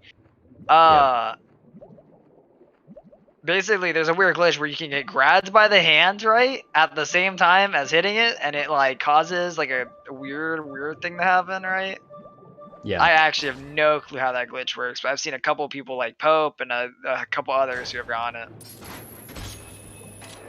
Yeah, it's if you hit the eyeball and the tentacle at the same time, then no, I'm sorry. If you hit, shoot, which one is it? I thought it was when the tentacle hits you as you hit it, like it grabs you as you hit it. If the tentacle grabs you on the same frame that you're grabbing the eyeball, or you hit the eyeball, sorry, then it won't deal any damage to the eyeball and it will teleport back in. But here we go, Marco looking like he's going off pace here for his. I mean, this is very salvageable, just not an ideal one. Yeah, getting eaten is like, for when you're newer to this and you don't want your fight to get thrown, it's like okay to get eaten. Eating will lose you a bit of time though. The cutscene, it does put you in a good position for getting the kill though. And typically most runners aren't. As long as he gets this re-grab, he's gonna be good. Okay, yeah, there we go. He'll probably want to go for the heart piece too. Just being on low health here is kind of annoying. And you do need at least 1 heart to even attempt Po1 skip coming up. Which normally you wouldn't really get any hearts between now and then. So if he's on low health, then he'll probably get it might be important for him to pick up HP. Yeah. Especially when you have those little like the little mini Moldorms in the or in the desert that can actually end up getting you. Zayluke's having a very good 2 bomb. That was very well done. JD having a good first phase. That's really nice. 2 runners who literally just had 2 bomb Morpheos that didn't have lots of time loss. Yep. That's good stuff. Morpheo is the most common place, I think, for people to forfeit in these. And hopefully no one will be. Pretty much, by Morpheo, you know if you want to continue the run. In most cases for runners. That'll, I think, come down to Jacquaid, because JD has a sizable enough lead that he shouldn't fail more. Jacquaid, unfortunately, is having a bit of trouble with boss key skip as well. Oh, we're not there yet. Oh. We're getting there. We're about to be there? Okay. He might have trouble with boss key skip. Not saying. Oh, he's slipping. He's falling off. Uh-oh. Uh-oh.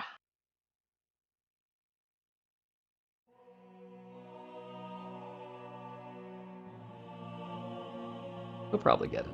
And, you know, that's unfortunate. JD just missed the hook shot there. He's going to be okay on air right now, but he really wants to get this re-grab. If he misses it, he's going to be really, really risky. Yeah. 3, 4. He does not have much room here. He can do that. JD actually, this is pretty tight. No. Oh, no. Oh. Oh, no. That's... JD took a death to Morpheo. Yep, that's a sad day. Well, that is going to make his race with Jacquaid more competitive. They're... I mean, well, no, actually, JD is pretty far behind. Depending on how Jacquaid's boss fight goes, and Ooh. depending on how much JD knows on backups here, will save him time.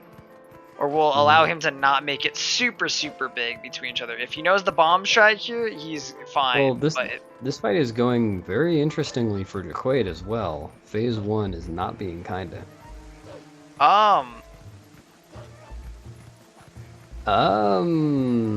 JD doing very good on the backup too. Like he definitely took way too much time on that backup, but it was good overall. Jacquaid then, no, I mean, can still save this, but this is very awkward. Oh no. Both runners having a really rough time with this trick, or which is Morpheo here. Yeah. Jacquaid can't be happy about his bomb count at this point, but that's the least of his worries. I mean, you know, about JD's looking at his 6 bombs, and he's like, wow, this kind of sucks. Oh, man. And he's still got a more Jacquaid fuel fight is- ahead of him. Jacquaid is suffering right now with this more fuel. The guy is nowhere near him either. Yeah. Oh my goodness, JD, what did I just watch? What? Oh, have I missed it? Yeah, JD like bounced all the way up to the sand and then sank into the loading zone again. Oh. It Okay, it almost looks looked like Jacquaid is making it somewhere now. Oh, thank goodness. fish is down. That's my entire argument. Goodbye. I mean, JD and Jacquaid got a lot closer now.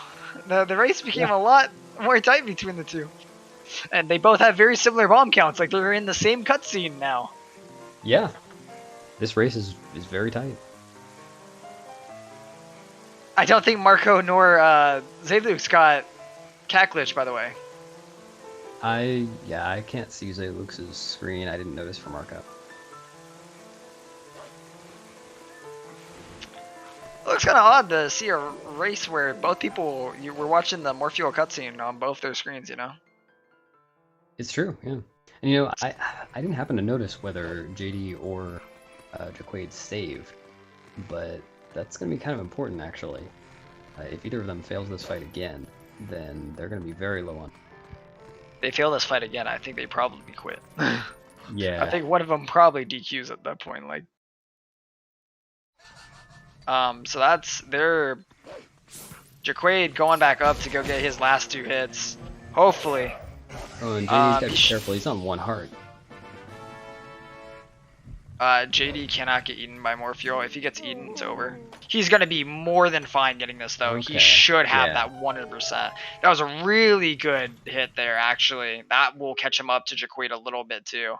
He needs this to go well though. He needs this good. That's a good regrab. Okay, they're both out of it. They're pretty much tied right now. Holy shit. That's intense. Yeah, Jacquaid is... Well, actually, I'm not sure if I'm seeing them. They're essentially tied. There is probably a good 15 seconds between the two. That's it. That's kind of awkward. I just watched Morpheus' tail in the ending cutscene knock down a pillar as it was dying on JD's screen. Gotta knock down that last pillar. You know it's been quite a Morpheus fight when, by the end, all of the pillars in the arena have been knocked down.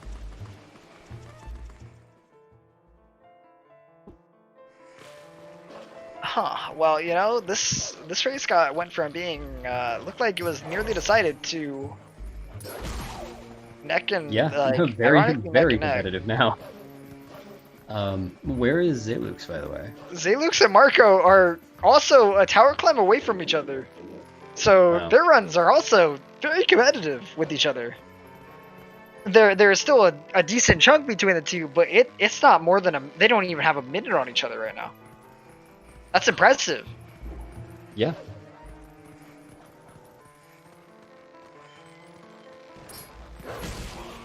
Literally the odds of...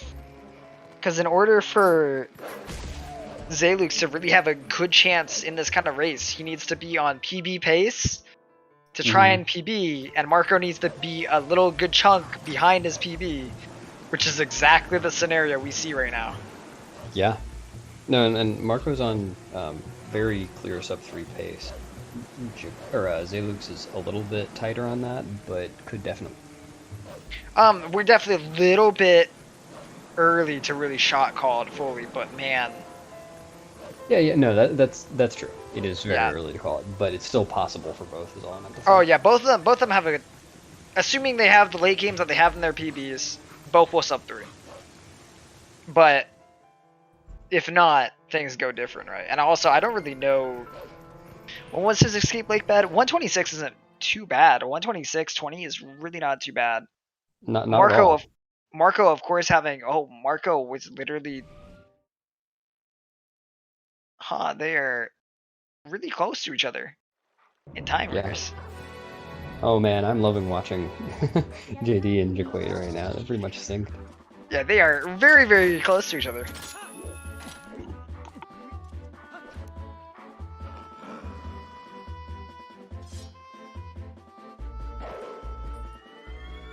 Simi, yeah, there were some Morpheal shenanigans on both of their parts. JD died once, and Jacquaid just had just the worst first phase. JD didn't only die once. JD also had 2 fails to try to, or a fail at trying to recover, and get back into the boss fight. So both are very low on bombs. He failed getting the boss key, the other one with the bomb, boss key skip. Oh, did he? I didn't notice that. Yep, that's where he failed. Ooh, can we see double cat glitch? No. I don't think either of them got it. Sad day.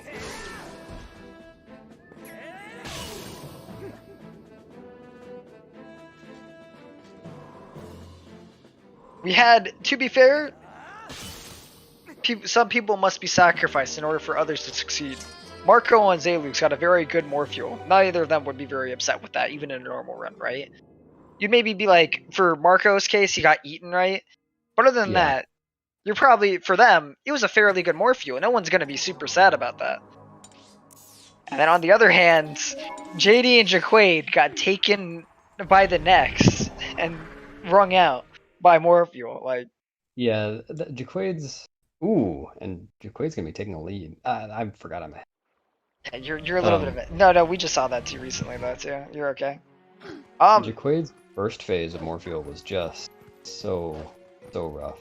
That was really, really unfortunate for Jacquaid's first phase. It was kind of funny because you and me were watching different things. I was watching JD struggle with getting back in the room. You were watching Jacquaid's first phase.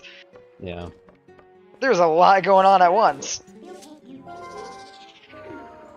And now Marco is climbing a ladder. Yay. There's only 10 seconds between 2 runners. That's kind of crazy.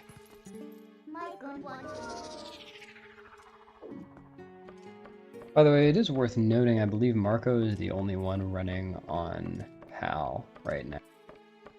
Yeah, everybody else is on NTSC. Or at least on English.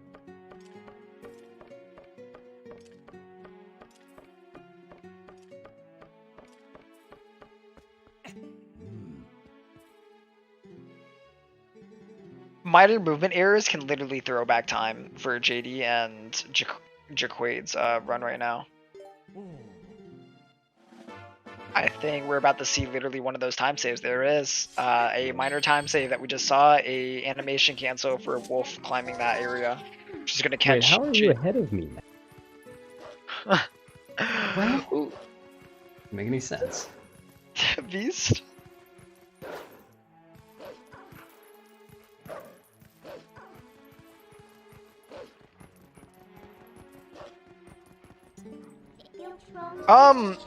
You know, I have never seen that Archer miss in my life, and he just missed JD on that. Actually, I've seen him miss a couple times, but that was kind of funny. That Archer, like, he spin attacked and he missed the arrow. I didn't know that the spin attack was enough to actually touch the arrow there. Wait, you mean the spin attack didn't touch the arrow? No, it didn't. It just missed him. It was too early. And then it missed JD. That's pretty interesting. Yeah, I know. I was like, huh.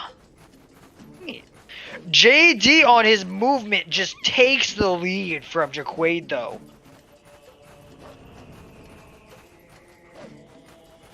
Yeah, JD's doing very well. JD just took that little tower climb and with holding a good tight like turn there, climbing up. Not only that, but his good jump attacks to skip climbing on those ropes caught him up and took the lead from Jacquaid. And a very good job on the bridge jump here. Jacquaid, very risky, but it's okay. He still makes it too. These are some of the things that make the difference between the runners, though. JD making up time like crazy on almost every single panel right now, catching up.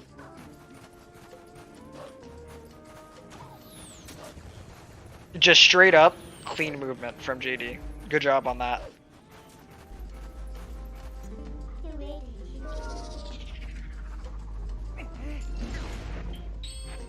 I just realized how long that load screen is. Oh, the brake slide too. JD get the 2-hand grab, let's go!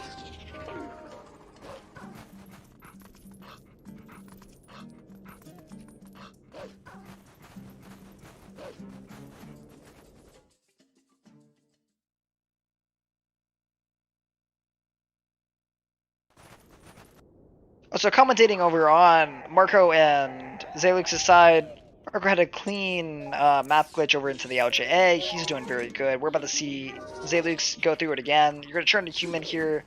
We're going to do a little bit of a setup here so that we can go over and do an LJA over, and then jump. Pretty much we're going to jump through, like, underneath the world.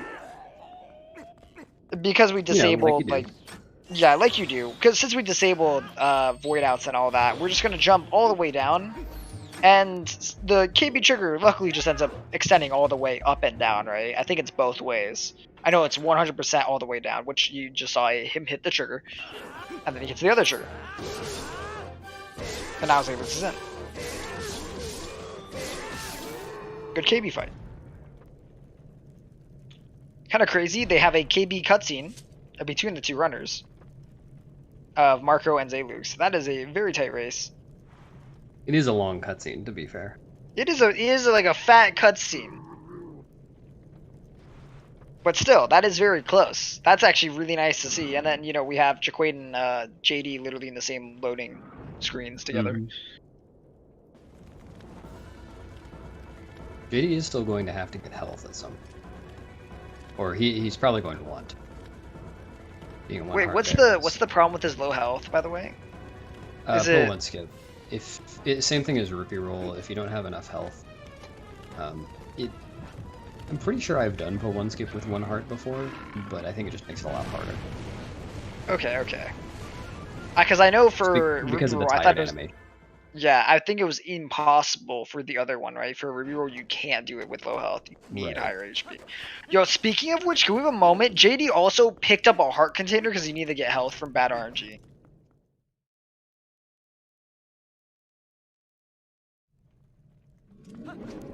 Wait, what? Remember, he picked up the heart container before rupee roll. JD? Oh, we got the heart piece? Yeah, the heart piece. Yeah, that heart okay. piece there. Yeah, oh, my bad. Not container, heart piece. Yeah, true. I think it was buffering. Yeah, I was just confused because I was looking at his hearts and he only has 3. Unfortunate for Zaylux, you just kind of got... The Moldarm just kind of wrecked him there. And now he can't pick up. That really sucks. He just lost a decent chunk of time there.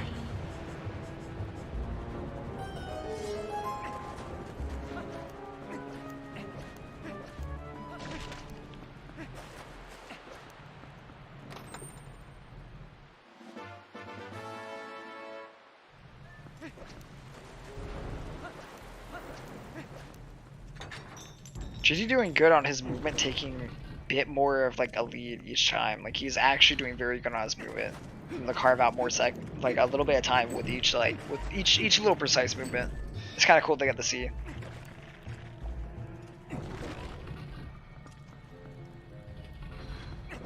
On this screen alone, he has definitely saved a little bit, or at least a decent chunk of time on Jacquaid. Unfortunately, Marco goes and fails.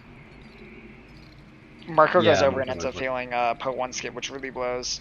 This is going to give time back to Zaylux in order for him to catch up, or gets a second try though, which isn't too bad. I think that was second try. I hope it's not third. That was second. Yeah, okay. Oh no. And because of his different equip, we'll have some lantern chains.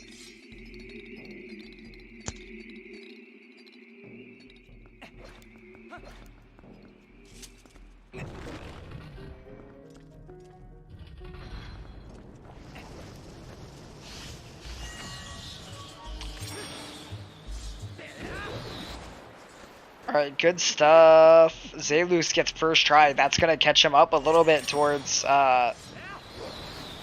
Marco.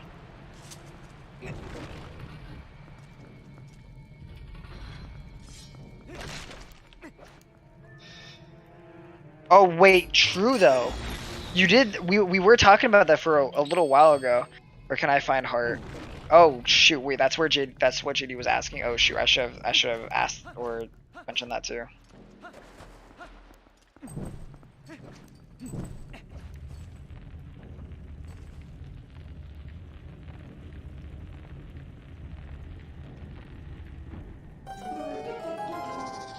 Good stuff on giving that info to him, Beast. It's about as much as I can do it. Just, I'm watching a bunch of buffering streams, hoping you chime in.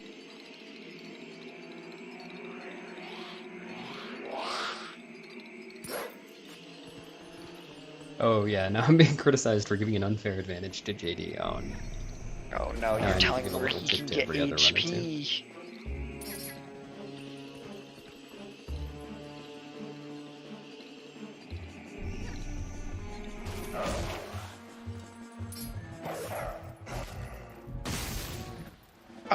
Unfortunately, Jacquaid just does an extra jump attack there. He's gonna have a really hard time setting this up, by the way. Is he gonna do HD version?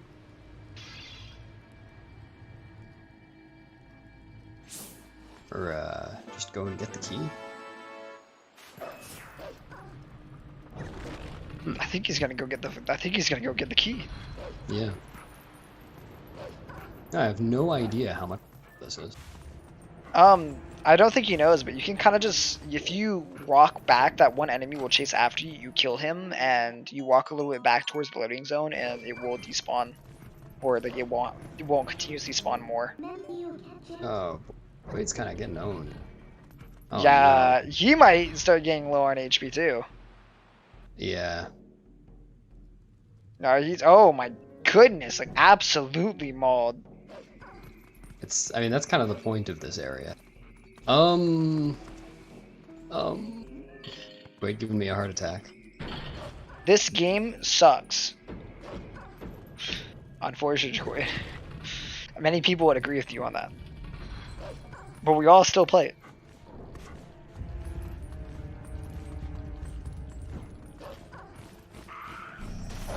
Speak for yourself.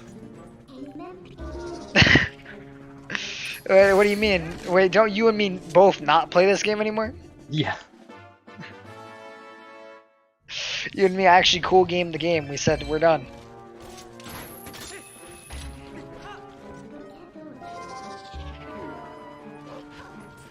Oh yeah, I'm just now noticing that we have JDLM super fan in chat. Oh, I thought that was just JD hyping himself up. Maybe that is JD. It's like, guys, I'm awesome. Watch this. Oh, that's a free heart. Let's go. Yeah, you're right. I was about to be like, yeah, I forgot. Wait, that heart's just perfectly there. Nah, it's Jerome. My bad, Jay. Jay, why you gotta do this? Not here.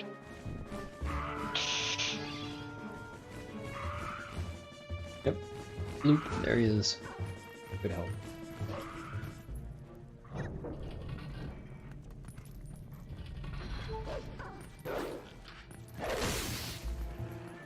No speed rat for Zellullll.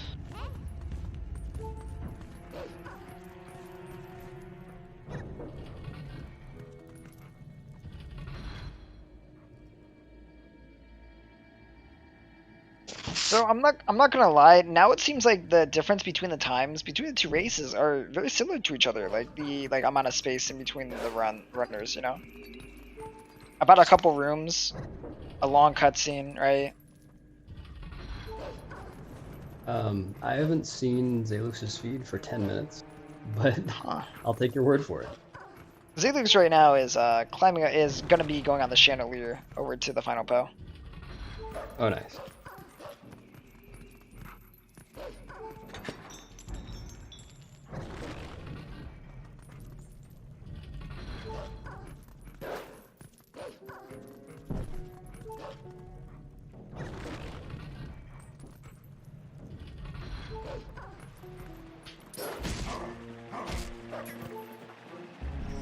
BRB grabbing food. Damn it. I wanted the BRB. Alright. It's a long story, okay? Okay, Jay, you can tell me in my office.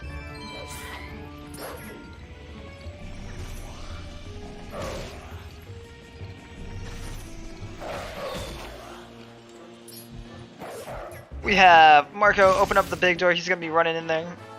I can actually give you as the exact time that they're there. It's a 148 pretty much. 08.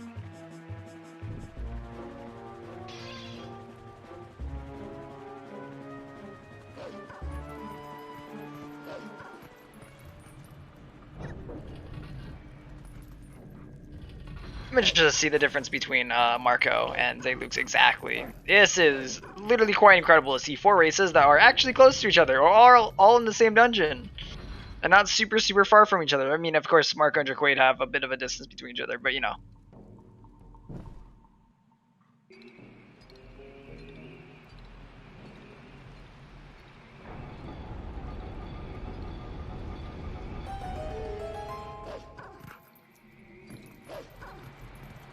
$148.58.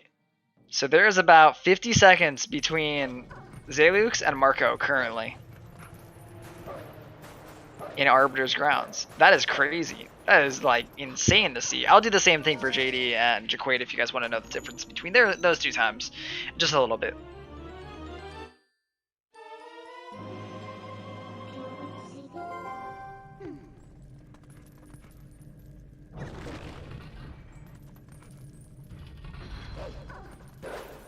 He's about to be entering Death Sword. He's going to be going for DSS here. Let us hope that he gets some good RNG and doesn't end up getting screwed by this fight, because we could end up seeing time loss and gain from either side. ZelllllL's kind of having worse movement over here, getting over to the Death Sword fight, or to the room right before Death Sword. You know, I wonder if JD is going to ask Remy for some good luck today. Be quite interesting to see. So we have a little rat that we end up using to knock us off of a switch quick early. And a lot of us like to call him Remy. By a lot of us, I mean a couple. JD picking up that 20 ruby. He gets to skip the red ruby chest. Remy. Yes, our favorite little rat, Remy. He's going to serve us up some ratatouille. Good job to Marco on getting DSS. I don't know if he failed it. I was literally paying attention to every other runner but him. Jacquaid picking up a red ruby chest, which JD got the save time on because he skipped it because he was literally rich. He is still rich. First try for Marco. Thank you. So that means ZelllllL also needs a first try to really keep up his pace with him. This trick can literally milk runners for tons and tons of time. So hopefully we don't see milking runners. Oh my god. Oh, I know. I'm so sorry. Zelllll's actually going for the alternative ball and chain.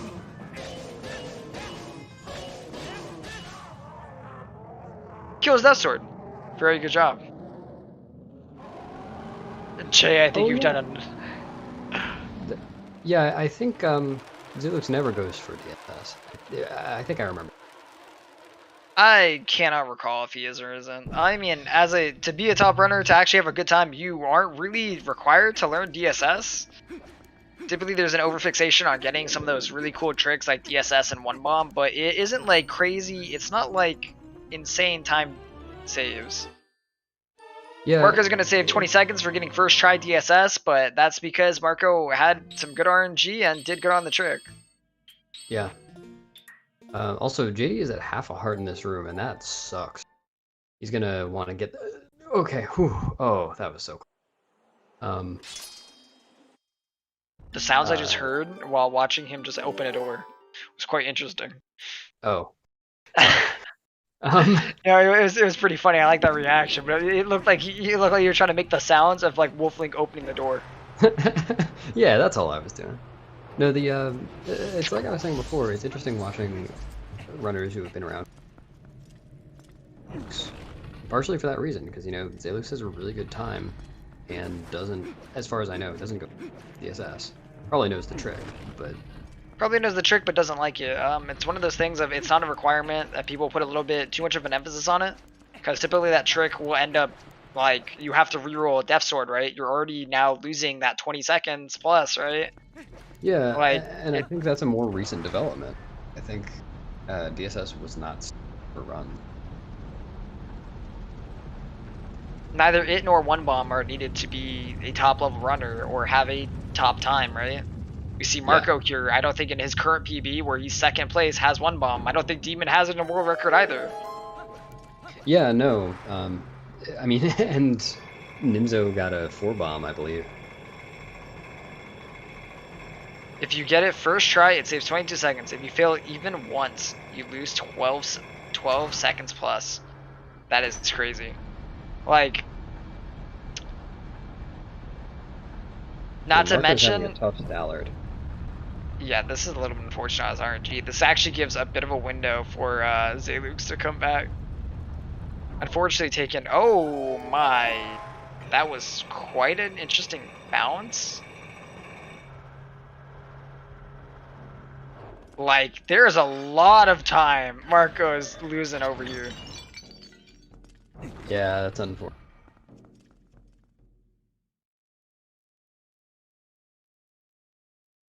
So Marco went from having, I think, a minute lead to probably less than a minute lead again. Like the sign that it depends on how Stallard is for Zelux too. Yeah, it does. It does depend on it. Exactly. When they went through Big Door, they pretty much were 50 seconds apart from each other. Like 50 seconds, like right around 50 seconds from each other.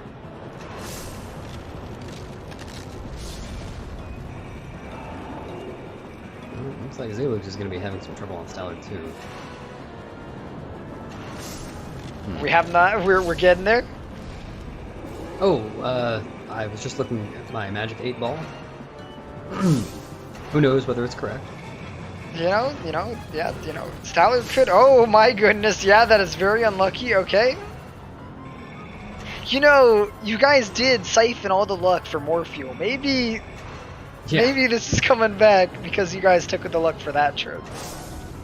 Yeah, unfortunately on Stallard Phase 2, it's the beginning of Phase 3.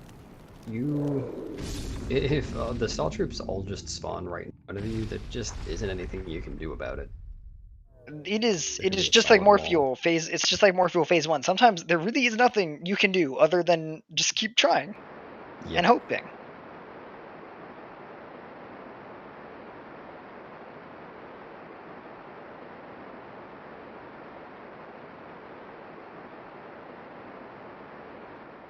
So Zelux is starting phase 2 while Marco is ending phase 2. Quite impressive to see, like literally just like both going through the phases right now. 155-38 for Marco. Exiting or kill. I'm guessing that's a kill.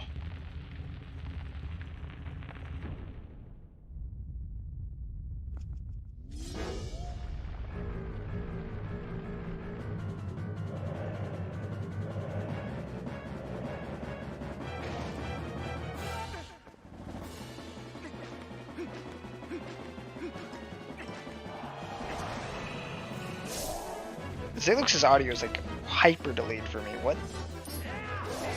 2.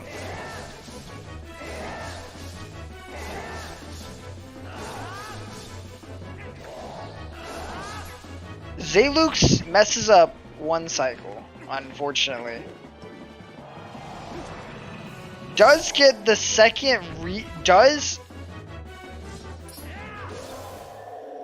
Okay, I guess. So yeah, there's about a minute and 20 between these two. Ouch, no one cycle, and there's gonna be...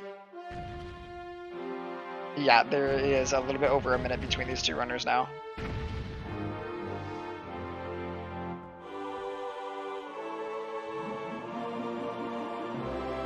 That recover was pretty cool. But that really sucks that he missed the one cycle, because that's just spin attacks. Jacquaid killing Death Sword right now.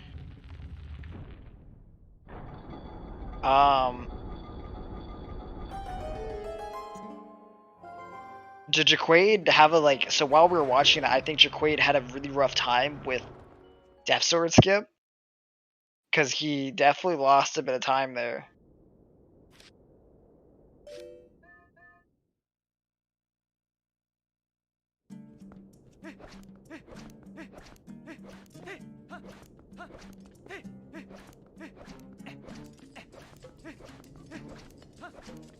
Jacquaid didn't go for DSS, and no, you're okay. Pure, we're trying to keep our head on all. We end up missing a little bit of stuff. I'm guessing JD, just because of time differences, did struggle a little bit on it. JD did originally, and then slashed him to death. Oh.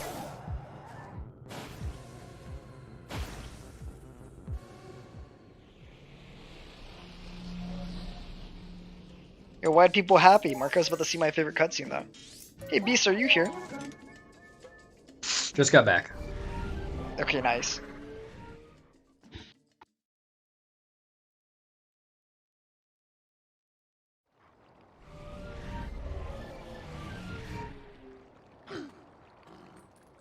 Here, I'm gonna be back in just a minute, okay? Sure. This is one of the rare moments where I can actually see all 4 game feeds, so I know what's going on.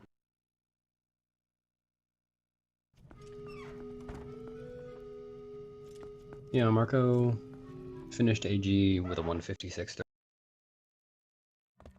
Hey, that's a very good time. Period. Zalek's just about a minute behind. Hopefully we'll have some cleaner Stallard fights on Jacquaid and JD's side.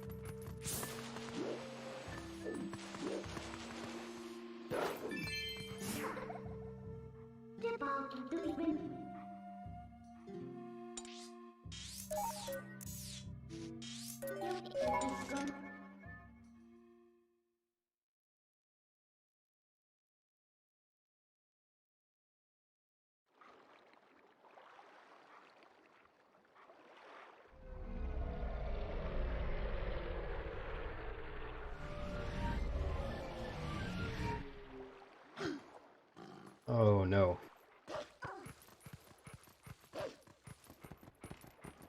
Stallard's got it in for everyone.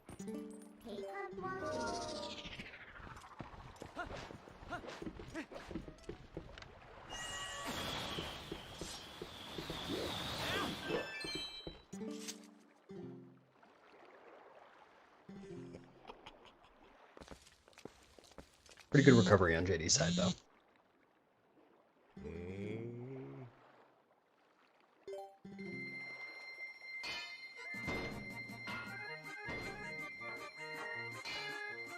Wow. Yep, everyone's playing pinball today. These guys are all pinball wizards. Marco's now entering City of the Sky. Very fun. Lots of jumping around.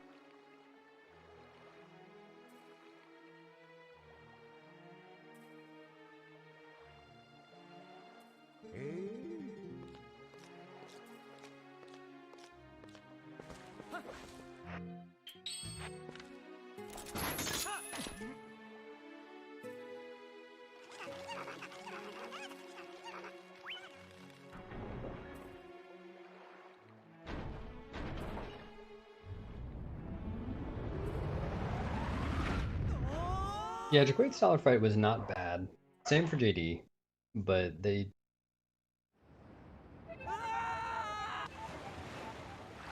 like to see 3 quick hits.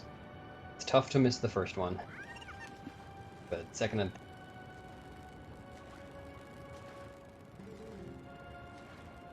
JD gets the quick knockdown. 2.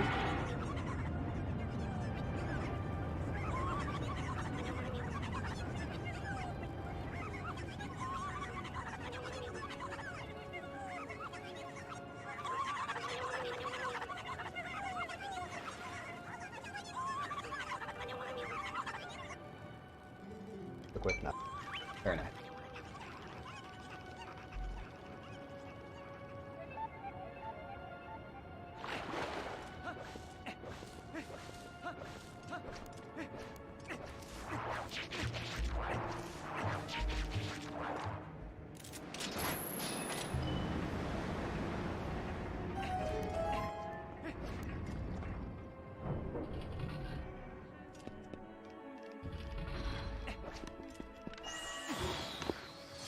Okay, I'm back. Welcome back. When you left, I could see all the screens, and now I can only see one of them. So, I'm sorry, I'm taking half the screens. I don't mean to be. All good. I guess, you get an update? Sharing is caring here, Beast. You get half their streams quicker than I do, and I just get to see all of them at the same time. Not quite a fair trade-off. You know, yeah, it's not a good trade offer. I don't think you should have taken it.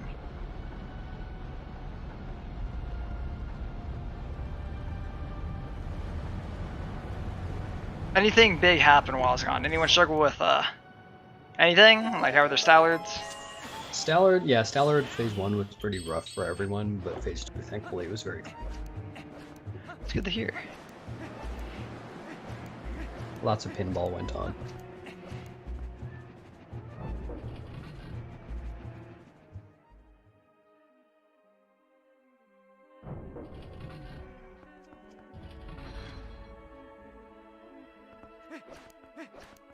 JD going for more brake slides?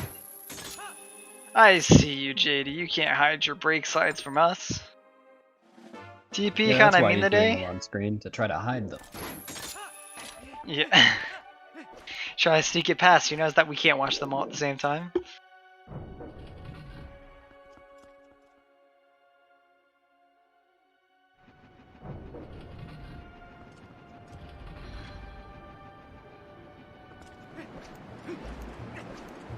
That was a really good early city though. Or early city. There we go. I was questioning myself on that trick. I was like, Yeah, is that the name of it? It is. I always called it the owl statue clip, but yeah, GZ calls it early city. Whatever. Rip Marco on this LJ here. He's actually getting bullied by the enemies. Oh no.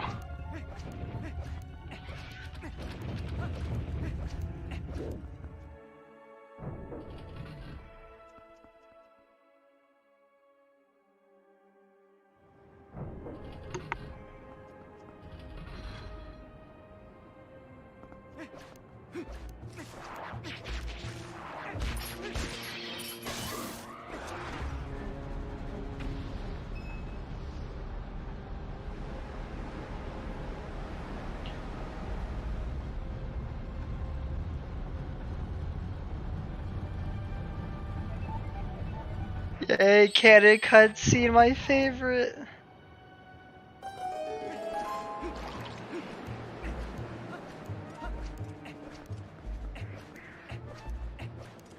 It's a good day when you get to see fire build a cannon. Today we get to see it 4 times. For Marco so far. Yeah, other than that little LJM mishap where he had a bit of problems there, that was probably the only biggest issue he's had. Yeah, no one's gone for that time save on the small key skip. Maybe when humans can learn to just be like robots.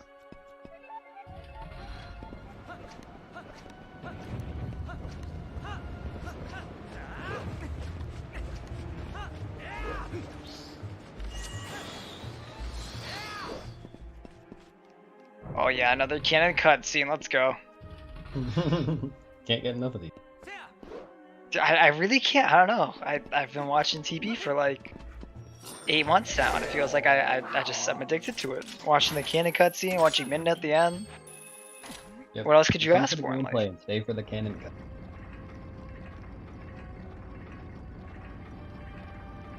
Yes, Nice theoretically, Jay, it would be a decent time save. If you could use City in the Sky, small key skip, first try. It would definitely be a time save. Well, kind of. It depends on it's how not, buffered it is. It depends how much you buffer it, and it would be assuming you're near a task level of it. Yeah, I mean, to even do it in the first place, you have to... You have to be a task, yeah, like... To do it and save time, it's debatable. I thought it would save time, mainly just because you have to try and do cutscene skip. You save time in all of the factors if you don't even have to go to the other side. You literally just get to go straight to the right here, instead of going to the left at all.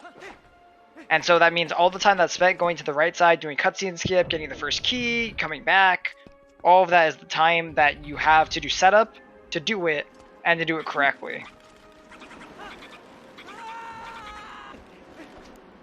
Yeah, one of these days, Dashu will submit a run with earliest Snow Peak, Stallard skip, and all in one run. I know it.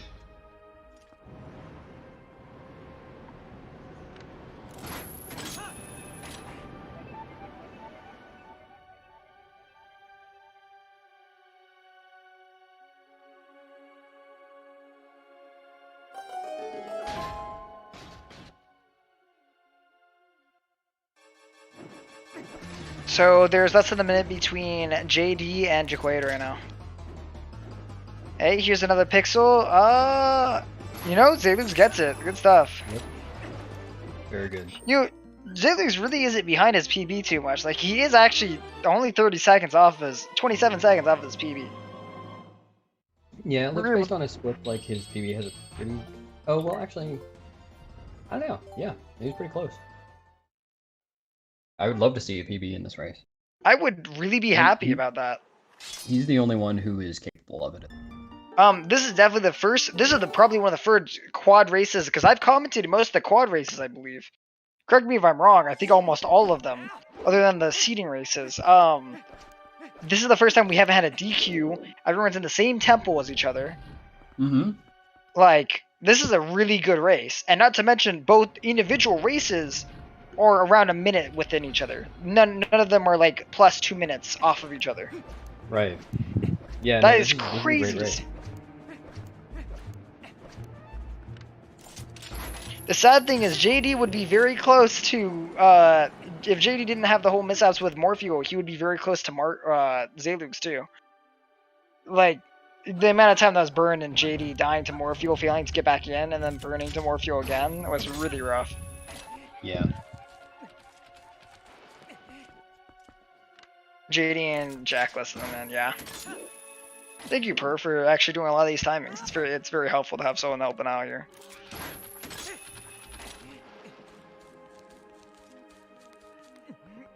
The winners going against each other? I don't remember. I'll check. Dead pixel, no. Did someone get a dead pixel? Marco's stream froze for me. That's kind of weird. Yes. No, the winner of Jacquaid versus JD will face Ruggles next. The winner of Marco versus Barcode will Case. Oh wow. Both of those opponents sound really good. Oh, the edge pixel, you mean? Where it won't let you climb up?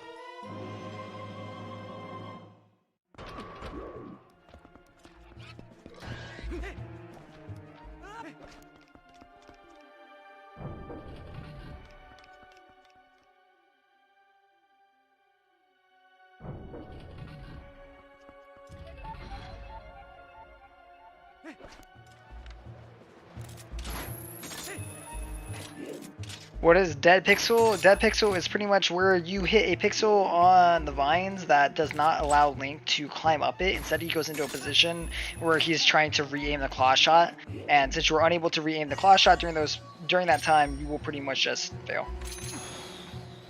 and be forced to drop down. Marcos is still frozen for me, by the way. Oh, it's unfrozen. He's just finishing. Well, he's halfway through Argrok phase. Did not cool game. I'm gonna refresh the whole thing then. All right, we're back. Yeah, I'm watching him pull down Argrok right now.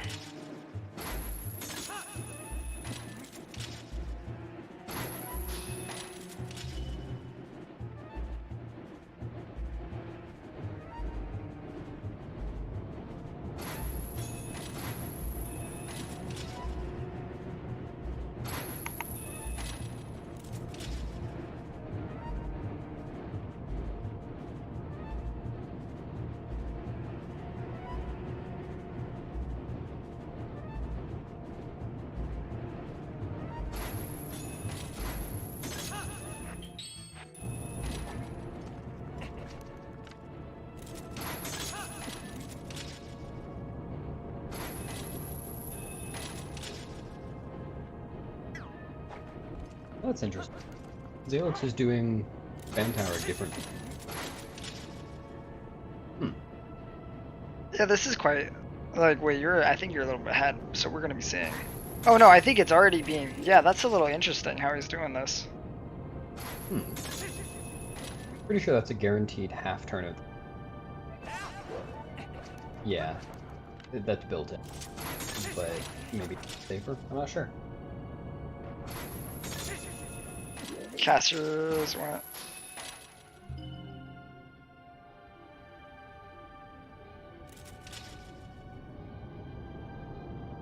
movement in TP is very, very satisfying. That's really interesting, that movement that he did choose to go with. I think it's because he missed a lot of his clash shot aims there, and that just made him go for a weird cycle, which literally made it impossible for him to go for a quick early cycle. Could be. I didn't notice the beginning.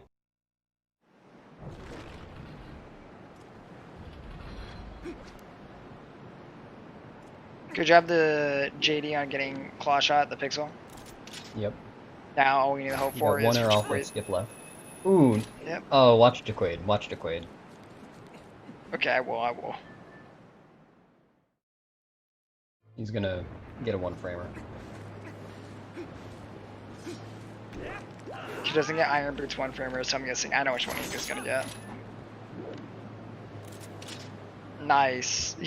So basically there's a one framer where you can land or you can drop down from the claw shot there and you can fall through. This does save a bit of time so you can skip the cutscene a bit quicker so you don't have to watch Link fall.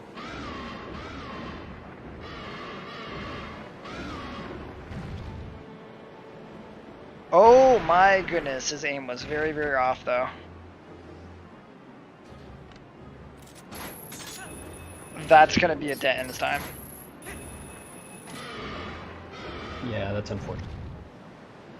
Hopefully we'll get it on the second try. Second try will be really nice. He does not want to be burning more time here, because this is just separating the gap between him and JD. He doesn't look like he's finding a pixel. Oh, there he goes. He found it. There he is. Alright, he's in. Marco just now. Marco killing off the dragon while... Yeah, Marco has a really sizable lead from ZeldaSpeedRuns now. 2:15:20. Nice shot, Pure.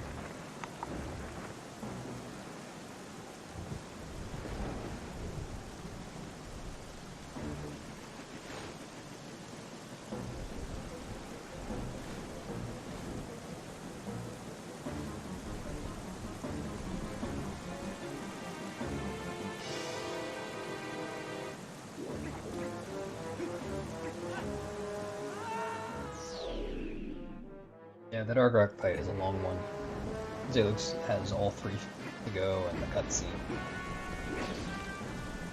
Yeah, that cutscene ends up being... That cutscene's actually longer than the second cutscene. That cutscene, I believe, yesterday, I remember being 103 or 102 seconds? Or 1 minute, 2 seconds, Yeah, 1 seconds, whatever. Yeah, it's 103. And the second one is... But that's just until you get the text. Yeah. You still have to play hard and...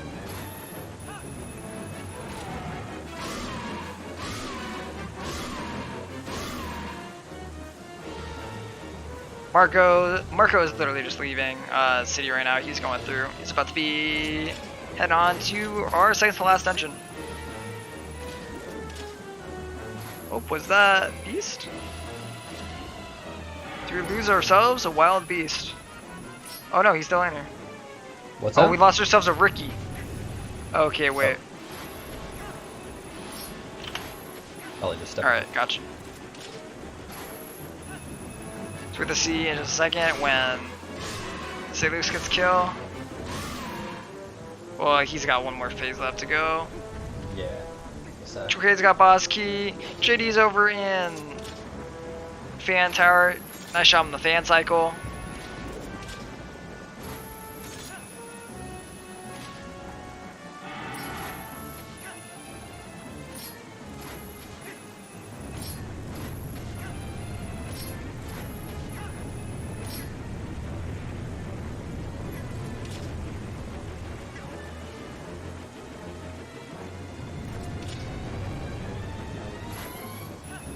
I'm glad I've not seen any Argrok mishaps. Argrok is essentially an auto-scroller. There isn't really too much to worry about during the fight, but if you do mess something up, then cost It ends up being really major time loss if you burn anything for kills. So right now there is more than 2 minutes between the two runners.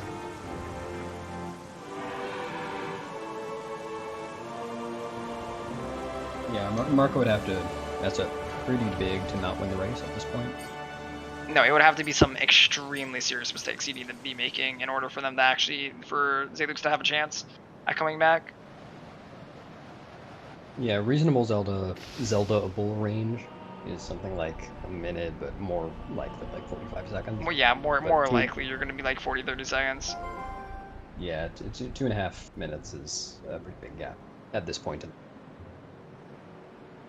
Unlike early game, there isn't much that can really be thrown back. There isn't gonna be major ways to save time or a major time loss that comes up. Like unless you, even failing Zant thing wouldn't even do it. You'd have to make some Yeah, really major I mean, mistakes. yeah, dying in Palace can be a big time loss. Failing early platform, stupid room, but for Stupid the most room part, could, but even bad stupid rooms typically don't go past like a minute. You know what I mean? Like. maybe for you. Okay, thank you, Pierre.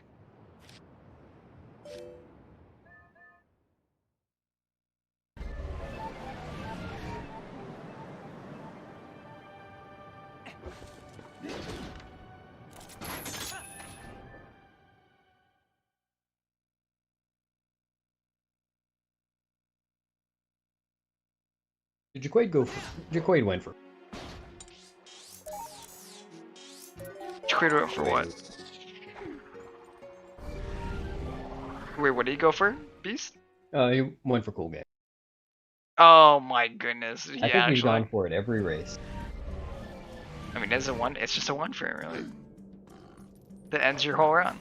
So if you guys don't know, if you end up claw shotting Argrak on the first frame it's like possible, you will claw shot to him and just dangle from his tail, and you won't actually drag him down. And then Argrak can actually go fly, and you'll still dangle from his tail. You'll stay with him, and you soft lock the game.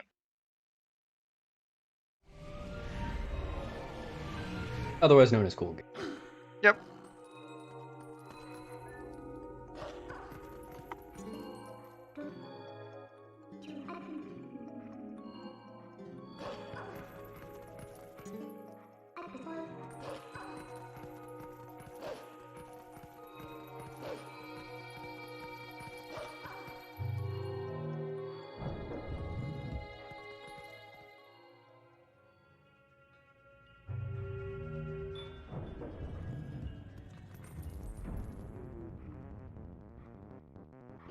So past the Twilight, they're gonna see literally like mirrored movement. Like most runners, all runners are going to do extremely similar paths in this dungeon. There isn't much variance towards it, other than a few things like someone does claw shot here instead of lllllll, right? That's in the room after, you know, the stupid room. Mm-hmm.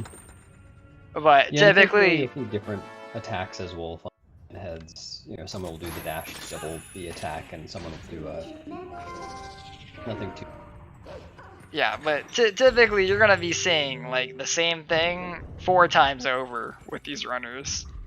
The same L slide, the same movement. You're hoping, yeah, things could go wrong, right?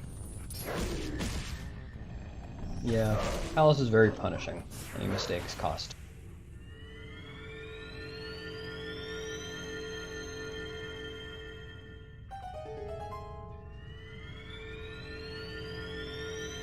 Yeah, Palace happens to be very, very straightforward on what you need to do, but it doesn't mean that's always going to go the way you want it. There are still areas that can make some pretty decent chunks of mistakes.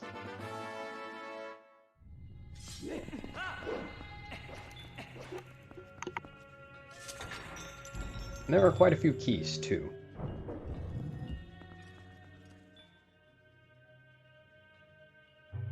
I hold grudges against some of them.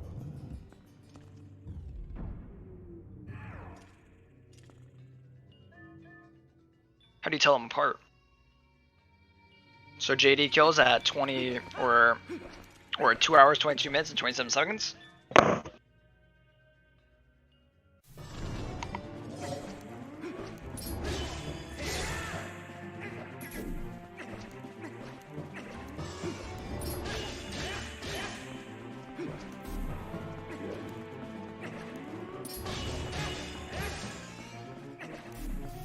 Looks like clean Argrak. It's forever. Let's see. Yeah, like we said before, Argrak is very, very, very straightforward. There isn't much differences between runners.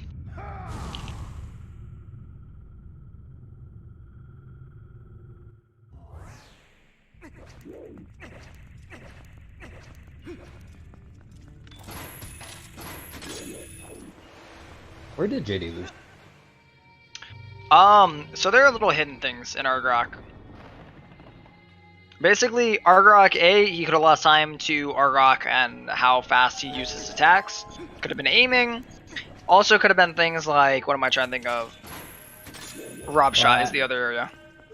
Where Yeah, he lost I didn't notice anything. It wasn't it. Argrok has a lot of small things that people don't really notice. Messed up a cycle and got hit by his fire. Wait, really? Did not see that shit. Yeah, I guess we all just missed watching, that. Zelux during that.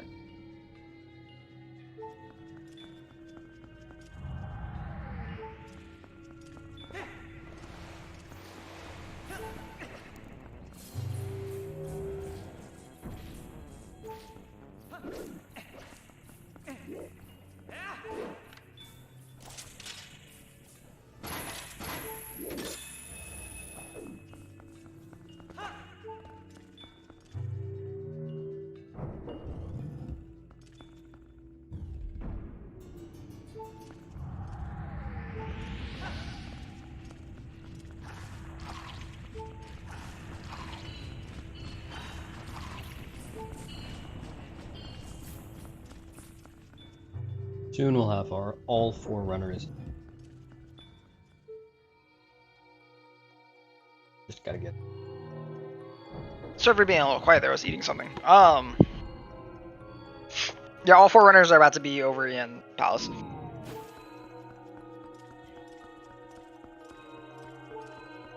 That is unfortunate. I mean, the first hit usually doesn't matter there for Marco, so he should be fine. Xanda's usually spawn on the first phase, or the first like Phantom Sphere that he does. Looks like Marco is going to be leaving the second Xana fight with a very good Xana fight. Let's go.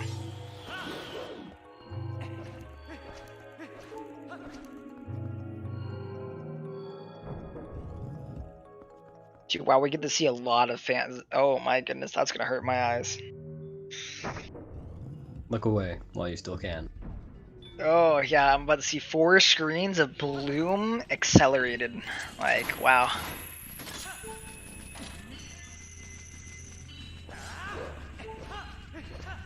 Zelux is coming up on Stupid Room.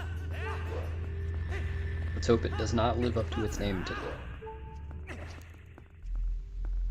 And hey, look at it. It's living up to its name. Zelux isn't even bothering to go chase it down. He already knows it's not worth it. He's probably gonna fall. He's probably gonna get shot. On the good stuff, you know?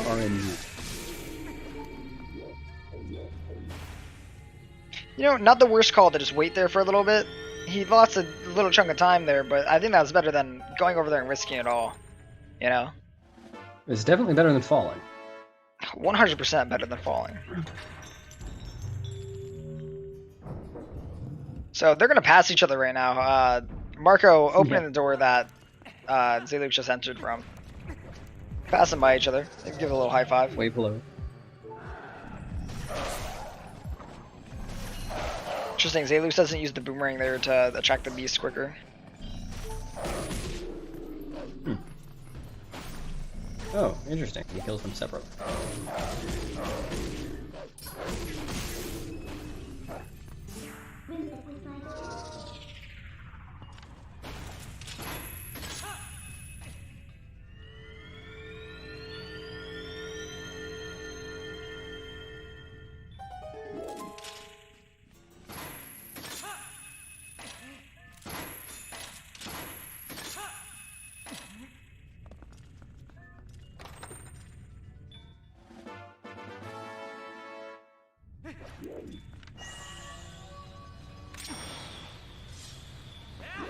That little LJA we just watched, Zelux do, is like one of the few areas where there's going to be a little bit of difference in their gameplay, because some people go for a claw shot there.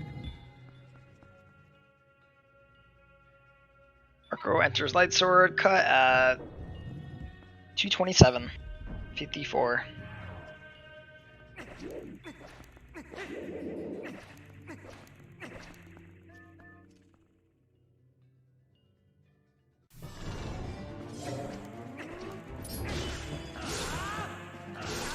JD and Jacquaid are going to be passing by each other too.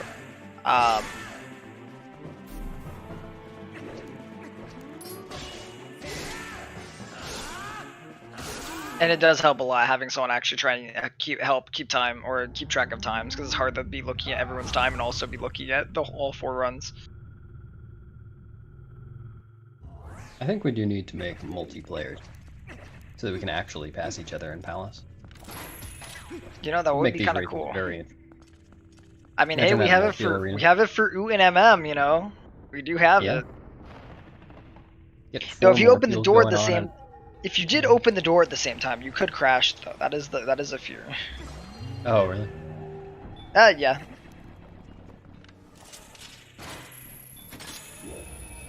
It's in development for Wind Waker. Wait, that sounds amazing. Oh, imagine nice. like going after each other in your boats.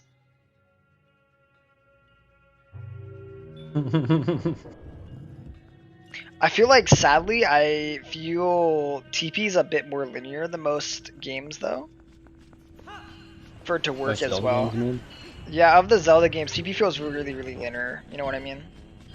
Yeah, we I think have the fewest routing options.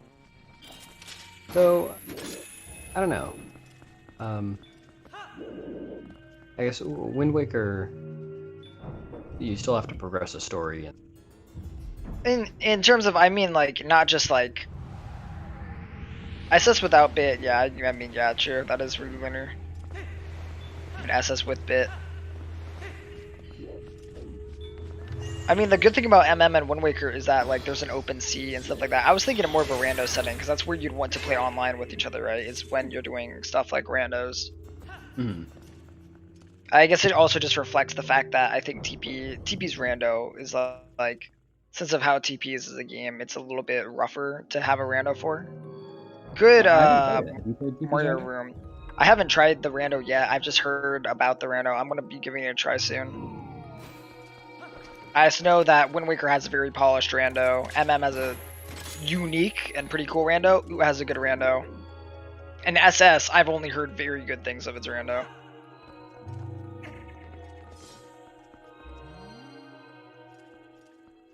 Been really cool to see people make these games. Okay, so... Oh my goodness, they both have the same second there. They are 3 minutes off of each other.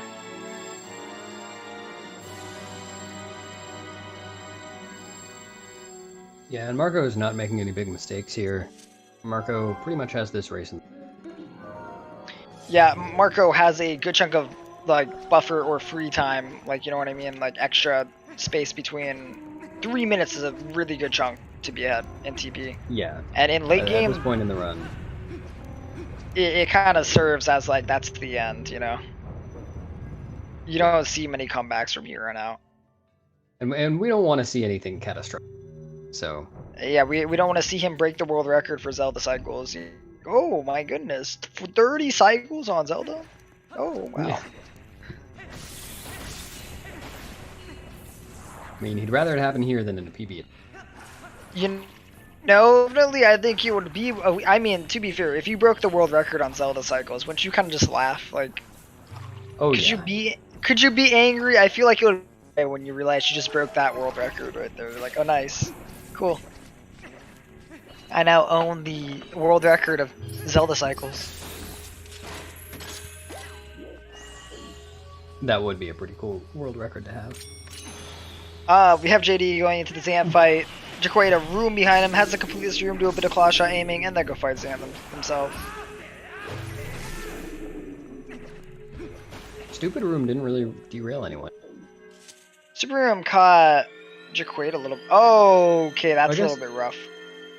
Wait, did you not spawn enemies? Oh, how lucky, JD. JD's Zant didn't spawn enemies, he just did the attack. That's really lucky. Was it one of the quick attacks? Yeah, it was a quick attack. What? It was a quick attack. It was after the first cycle. Oh, yeah. Zant in the second phase, the second Venom Zant has 2 different attacks it can do. If it's a quick one, then it doesn't spawn it. Spawning enemies ends up burning a bunch of time, because you rather need to kind of, with some of them you can't even clear out all the enemies. On others, it just makes them kind of just like teleport away as if you mess with the cycles. You can get really lucky and fix it really quickly, but that's pretty rare. And then the other issue is that if the Squeebles spawn, then you end up hitting the Zant, or Phantom Zant. Spin. You can't do the right amount of Huh. Yeah, and no, Fred, the exact same thing. We've heard Zaylux's audio has been always a little bit behind for some reason. I think it's more on his stream side. Ricky, if you're listening, actually, could we maybe switch the audio over to, like, JD? I think JD's audio is clear.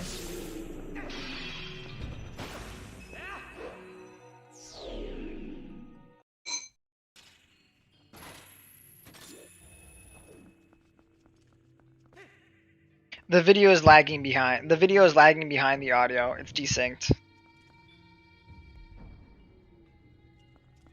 Here, let me go click on JD's. I think JD is. Yeah, JD has crisp and clean audio.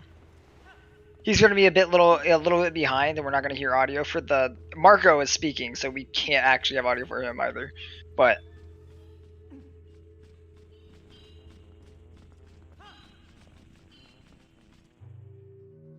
The crisp audio.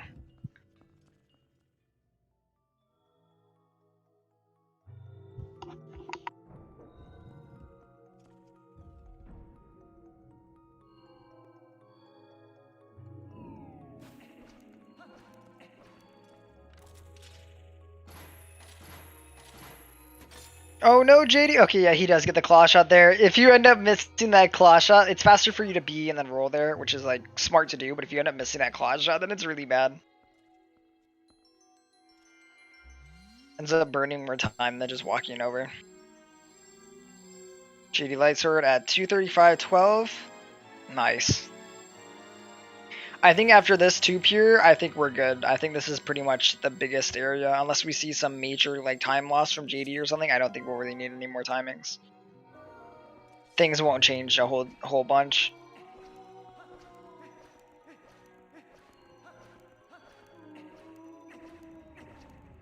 Because the next big one I would say is Midna cutscene, enter.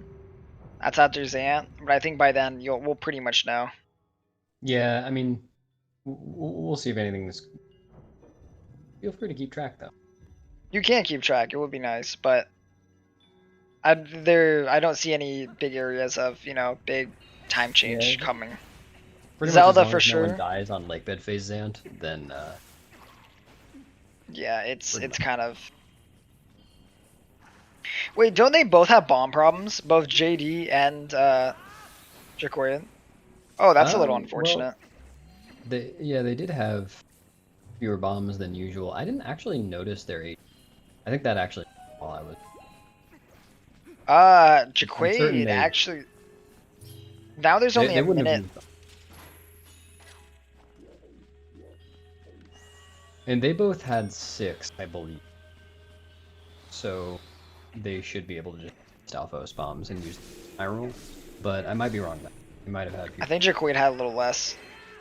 Oh, you know what? He used 2 bombs for the first fight. He used 2 bombs to get back in. I think he had 5. No, you mean JD? JD, yeah. Jacquaid has 5. All right. Oh, that's true. Yeah, Jacquaid. I want to say Jacquaid has. Yeah. Well, it's either 4 or 5. I'm actually not sure. I can't remember. And then he probably used. I think they both used bomb strat for AG. I don't remember seeing anyone do the other one. Something I'll be doing is enter Midna. After that, I'm done. All right, sounds very good, Pure. After that, HC really does not have much. Yeah, that will be the Squidna cutscene is pretty much going to be that. Once you've done that, HC does not have much of a difference. There is very minor things that can go wrong in HC. Well, you say that, but true. Occasionally there will be some interesting. But Marco's looking straight up at Zan. That's interesting. For Blizzetta Fate. I've never seen anyone do that. That is kind of cool.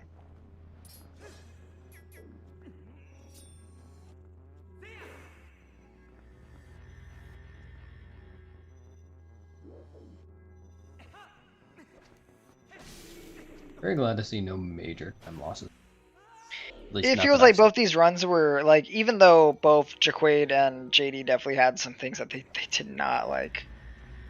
Well, yeah. But like at least I'm talking about Palace specifically.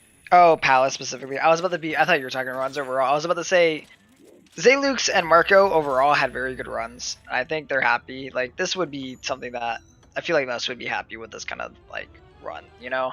There wasn't major time losses. There wasn't like more fuel went super wrong. Yeah, Stallard was kind of a jerk to pretty much all of the runners, right? Yeah, everybody. Every single one of them had a rough. So I think Jacquaid's was the... Or Jacquaid had the worst Stallard. No, the best. Oh, the best. Okay. I was about to say, I think Marco had a horrific Stallard. That Stallard was really mean to him. Mm-hmm.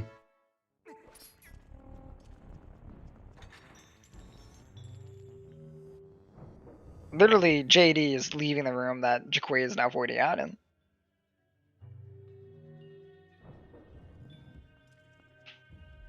Ooh. That's on JD's side. This room is kind of on a tight cycle, and looks like he'll be missing it. That really sucks for him. That actually will bring back some of the time from him and Jacquaid.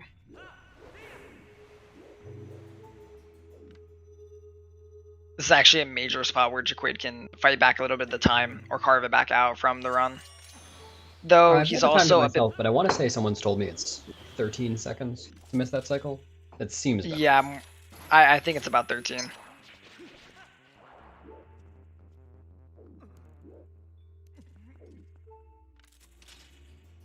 Oh no. Well, looks like Marco just wanted to check the mail. Hey, you know, sometimes you gotta go see the mailman, you know? Yeah. Would be awkward if, someone mailed just didn't get it.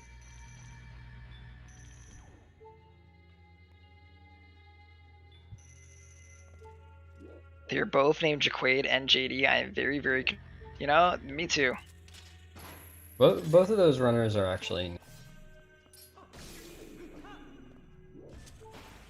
I'm like, think about it. Jacquaid, it has a J and a D to end, right? JD. JDLM. Yeah. JD is at the start. Jacquaid could be in the center of that. We don't know. Ooh, will Marco get the bonk? You want to bet on it? I know the answer. Yeah, I already know the answer too. Marco's already in Squidner cutscene. Wait, did he bonk though? I didn't see. He did bonk. Okay, he did bonk. Okay, good. That means he's validated his run.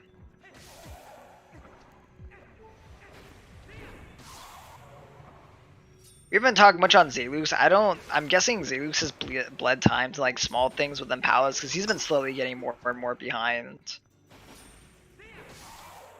for quite a while now. Marco is very quick, and so even if like having okay to decent movement will cause him to get further behind, just because Marco is on a very high level.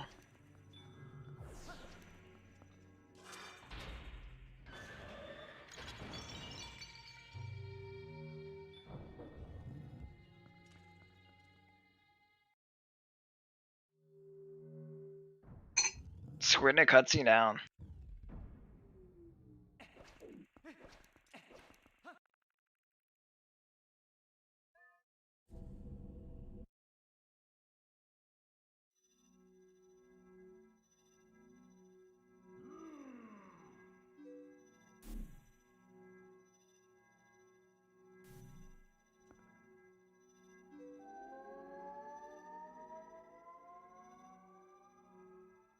Ooh, the yip one. That's a good one.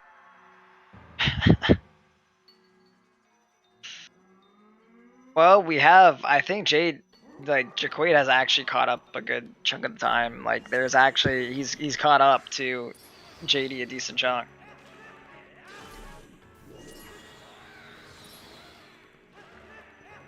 He's a good, yeah, he's still pretty. There's still a good distance between them, but it's not as bad.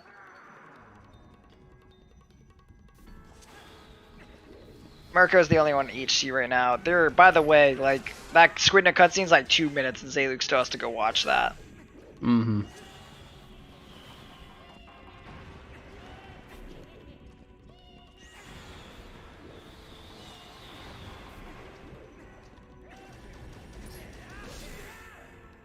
Fortunately, JD also misses the 1 cycle here. That's another point where Jacquaid could earn back some time.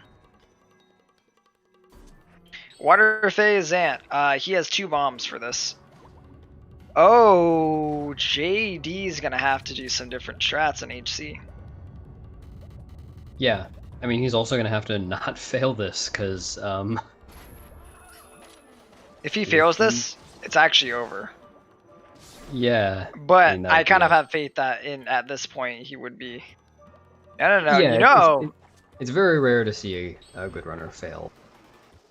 it's Or like this kill this it. phase. Once you've learned it, you pretty much aren't going to be failing this too often. It is very self-explanatory. It's very in your control. Yeah. There's nothing like Morpheal. There's no RNG here. It is your skill versus this fight.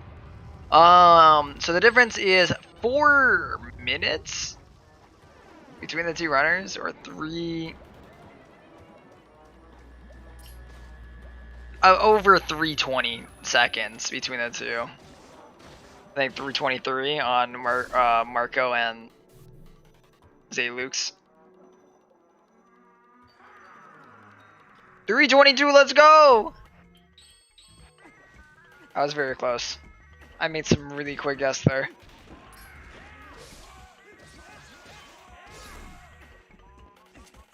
Quick maps.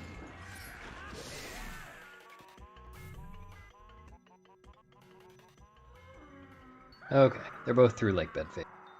Very good. Not on our side. What do you mean, Beast? Oh, sorry. I don't know. Jacquaid's. Yo, it's who's gonna win? Oh. Well, Jacquaid killed Zant. All he has to do is hit B 1 more time. Oh, hey, there he goes. He got it.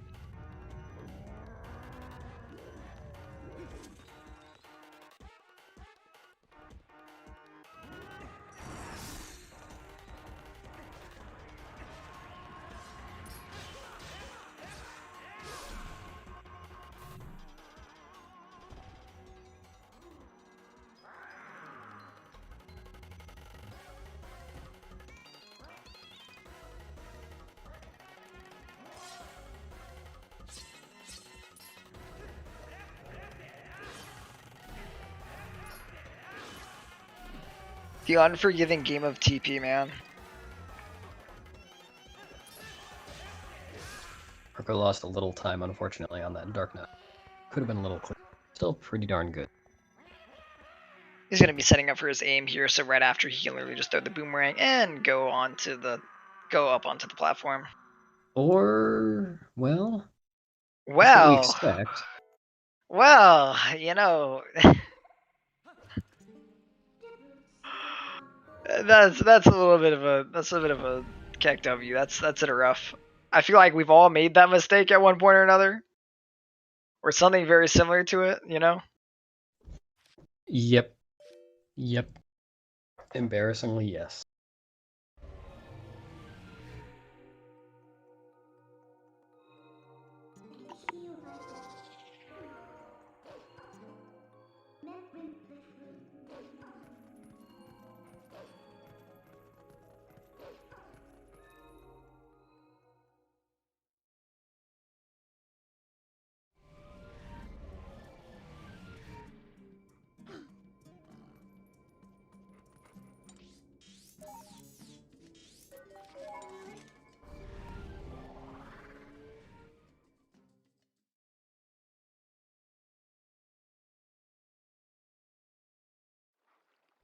"45-second diff." Yeah, it was kind of rough. Losing that early platform room and a couple of the other mistakes that JD had is probably not the great. Like, it's probably caught it up a little bit.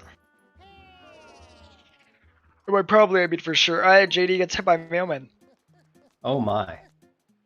Wow, this is actually getting a lot tighter.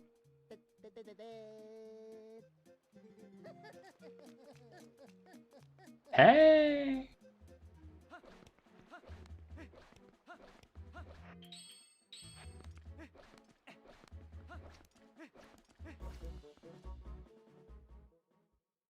But will Jacquaid get it too? It was kind of funny though. I feel like It's kind of cool to see JD doing TP still. I think once Wolfdash is done, I think he's going pretty hard into Sky SS because that's pretty much the only game he's been running for a little while now. Yeah, I'm sure of it. I don't know what Zalux is presumably still running. Marco's definitely. Jacquaid is out after this. Or after Wolfdash. No, both of oh yeah, like in terms of I don't know if Zalux is gonna keep doing runs. I think I've heard from him he isn't really. I don't know if he plans to keep going after Wolfdash. Yeah, the top match is within. Like it's not that free. They still have a Hyrule Castle to go through. There isn't much time save or time lost between this. It would mean Jacquaid needs a perfect Zelda and JD needs to literally suffer at Zelda. I mean, Kinda don't forget there are ideas. still mistakes to make between here Yeah, and Zelda. yeah, that's the other thing is there are small minor mistakes that can save time or lose you time. Yeah, there is still stuff. I mean, at this range, 30 seconds or so, there is definitely still stuff that can go wrong. That race is actually a toss-up right now. JD also does have 0 bombs. Oh, that's a good point. Yeah, Jacquaid has a bomb on JD, and that makes it different. That will speed up some things, especially where they decide to use it. Yeah, I'm curious as to which one JD or Jacquaid will choose. I think I would choose the first bomb. I mean, Jacquaid, you're talking to a runner who has probably run the game before the bomb route was a thing. So I'm pretty sure he knows the back go. Yeah, there's no way JD doesn't know what to do. I'm pretty sure he's very, very aware of what to do in these segments.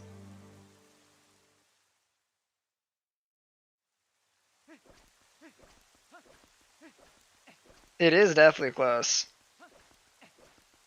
Yeah, that mailman did draw it back a little bit closer.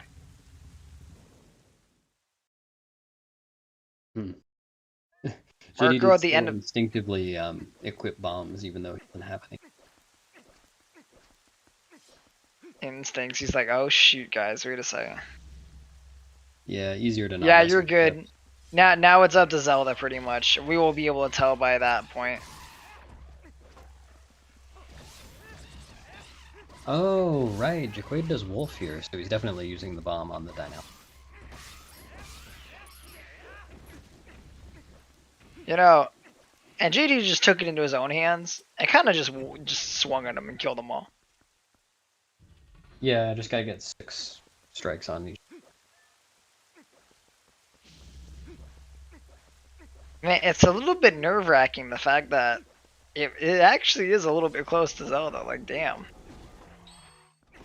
Oh yeah, definitely. You know, you'd have to have one runner get good luck and get bad luck, but it is within Zelda. For sure. Right, where there's 1 for Marco, right? That's 1. And then there's the bomb use. That's still. That bomb use will definitely become kind of important in terms of like where they are. Well, I mean, he's going to use it on the Dynalphos, and that'll. Yeah, he's going to use it Dynalphos. Yeah, that will definitely save him a bit of time. Unless JD is very, very. It will always save him time, but if he's very proficient, it won't lose him tons of time. The save warp can also be a big 5 seconds that they could gain or lose here. 3 hits over on. Or over at 3, wide people are happy, meaning that he did get the cheese ball. I'm not going to count because I'm ahead. Are you? You're at 4 now? I'm definitely past 4. 5.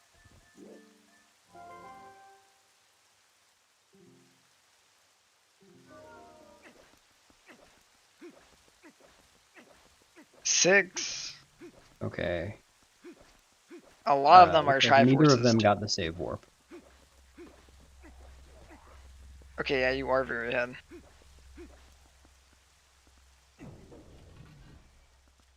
6. Wow, Marco. Wait, I think that's 7 actually. 7 now, Marco.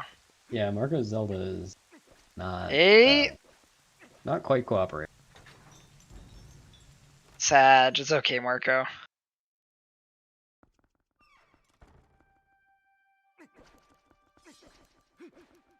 9? Really?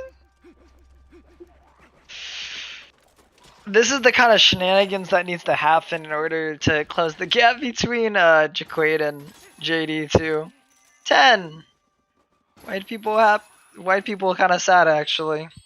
Marco got a 10. Yep. And with mainly triangles.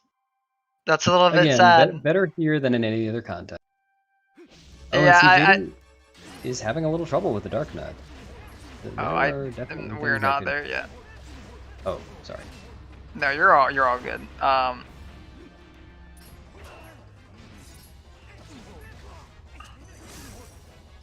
Oh, he swung the ball and chain instantly, huh? He gave up a little bit of time, but it's not a crazy amount.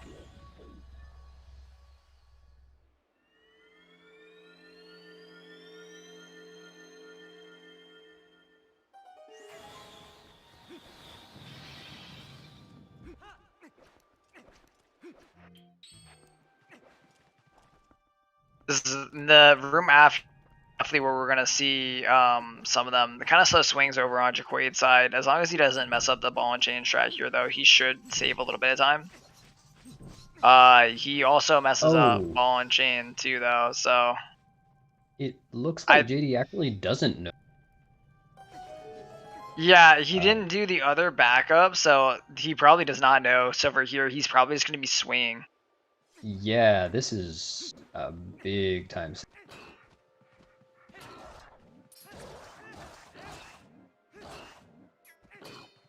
This is really smart for Jacquaid to save his bomb for this. Yeah. Zach, welcome to the race. So Zach, thank you for the raid.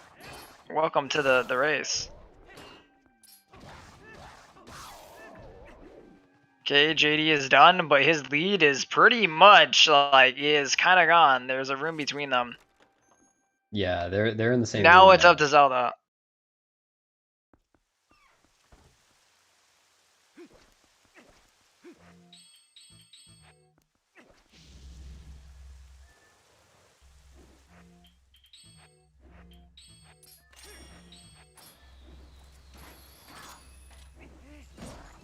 Looks like Marco will be coming in with a 257. Great time.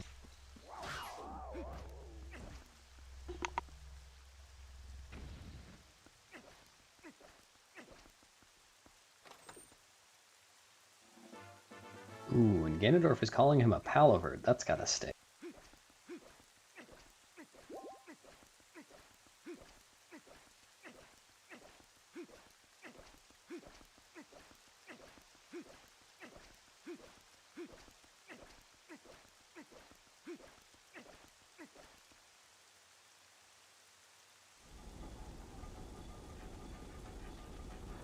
Eight cycles Zelda over on Zalux's side. That's pretty good.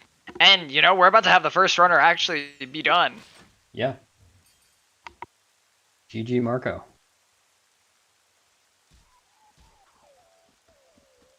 $257.26. That's that ties Ike, I think. Also, yeah, we have not seen the GG yet. Oh, good. Sorry. Damn. No, you're all good. You're all good. I keep And forgetting this. for us, GG. There we go. Sorry, Good I spoiled stuff. the fact that Marco was going to finish the race. Marco was gonna win the race. I thought he was gonna like. He didn't get ending low. I thought he missed. Whatever. What do we do? Okay. Marco, do you want to come join us for an interview?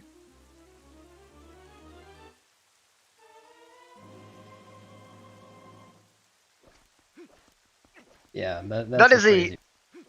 That is a very, very good race time. I mean, it's even more intimidating because in his own splits, this looks like a really bad run, doesn't it? And like to most of us, we'd be like, "Oh wow, this is a pretty great run." Wait, Beast, what's your PB again? Marco is definitely. Oh, my PB is 2 seconds faster. A mere Wow. 2 seconds faster.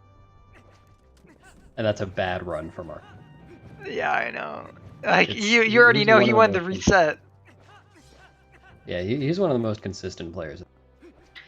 He's been doing crazy, crazy good. It's been phenomenal to see him really, really catch up and challenge the statement that like that there aren't many people who could challenge Demon. He's definitely one of those people who has shown that he is able to challenge Demon on a good time. For Has sure. actually been matching a lot of those really good early game times. Oh no, JD's losing a lot more time here. Yeah, this is very tight on JD and Jacquaid's side. Oh my goodness, Oh, it is well, Jacquaid- extremely. Yeah. This is gonna be a Zelda fight to watch. What's up, Marco? Yo. Hey, Marco, guys. welcome back. GG. Thanks. That was a really good race run, as usual for you. Yeah, Yeah. amazing job on that. Yeah, pretty good. Always happy when I get sub 3, so I'm glad I'm consistent on it. Yeah. What was some of the best stuff in there? I missed so much of it. I don't know. Yeah, I guess that was like 4 people at the same time. I don't know. Palace was very good. I didn't miss any big trick like sword and shield skip and stuff. Yeah. The run was really good up to Snow Peak where I lost a minute to Freezer skip. Yeah. yeah. The was same a rough mistake you one. did, Beast. Yep. I know your pain. Yeah. So weird. When you fail it once, then it keeps failing for some reason. It gets so much harder. It really does. Like, Yeah. Yeah. You know, I know there's a backup for it where if you fail it once, you can kind of run around to the other side, and then when you run back around, once it starts shooting the ice, run into it Okay. instead of doing the B attack. But I don't really know it well enough to try it. GG Yeah. to Zalux. A. So we've Oh, got a lot yeah. of stuff going on. GG to Zalux. Very close to sub 3 time. JD's out here with, he's on number 3 for Zelda. I don't know what. So if you're wondering, Marco, their race has come down to Zelda. Oh, rip. Yeah. It Jacquaid is and JD entered on Zelda, this. what, like 20 seconds apart or something? Wow. I heard JD Jack died three. to Morpheal though. He died the Morpheal, messed up doing the bomb way to get back in, lost a lot of his bombs. JD's now on 5. JD can only get an 8 cycle. Yeah. and Jacquaid gets a Jacquaid had Triforce.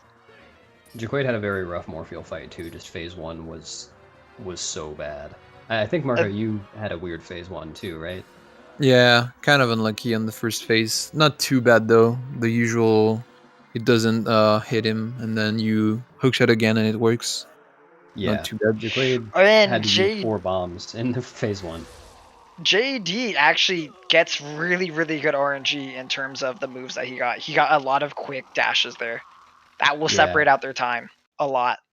Looks like JD's gonna be taking this one. We'll see. Ooh, is JD gonna do the thing where he jumps up on this ledge? I love that. Or wait, no, that would be during. That was Zelda I mean, phase. That was Zelda phase. I- Beast. yeah, never mind. 1, 2, 3, 4, 5. Oh, do we know if 7. Zalux is joining us? Yeah, Zalux, do you want to come in and join us? Like, you guys are all finishing around the same time. Like, it's a little crazy.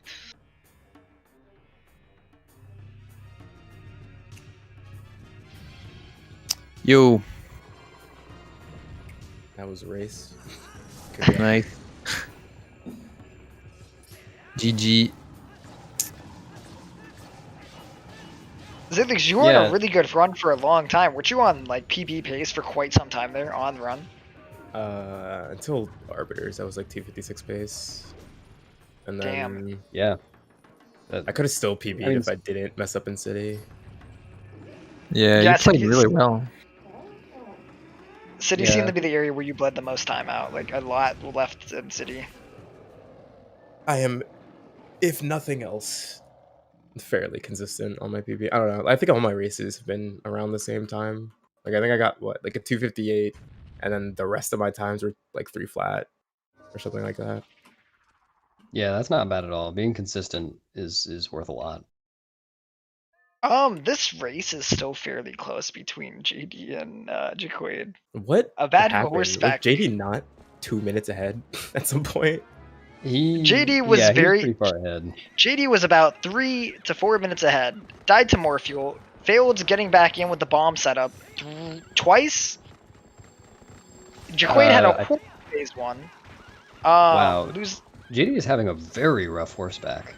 Like, it's not enough for Jacquaid to catch up, but that's That was a very tight turn. I think Zelda missed like Oh 3 my arrows. goodness. 3 arrows? I think so, yeah. And JD missed a spin on Ganondorf. This is unfortunate.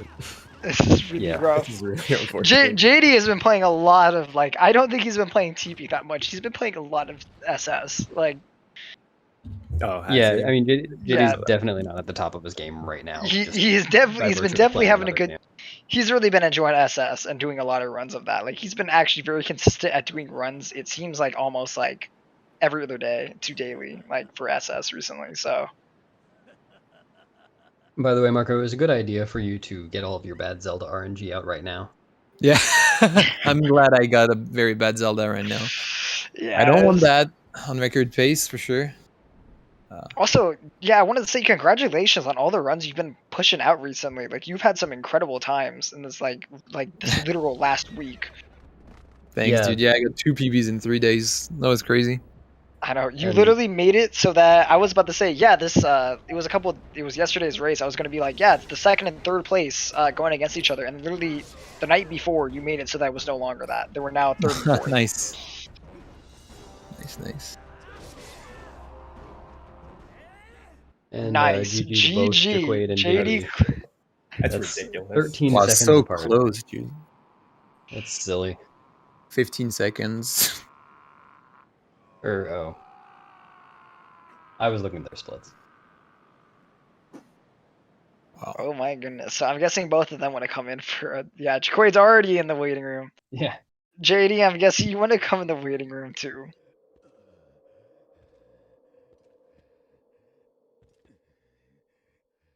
Well, that was kind of, you guys actually kind of like, I feel like this is probably one of the first times we had a 4-way race that was actually close and very entertaining, and no one just dropped out. Like, this is kind of Guys, crazy.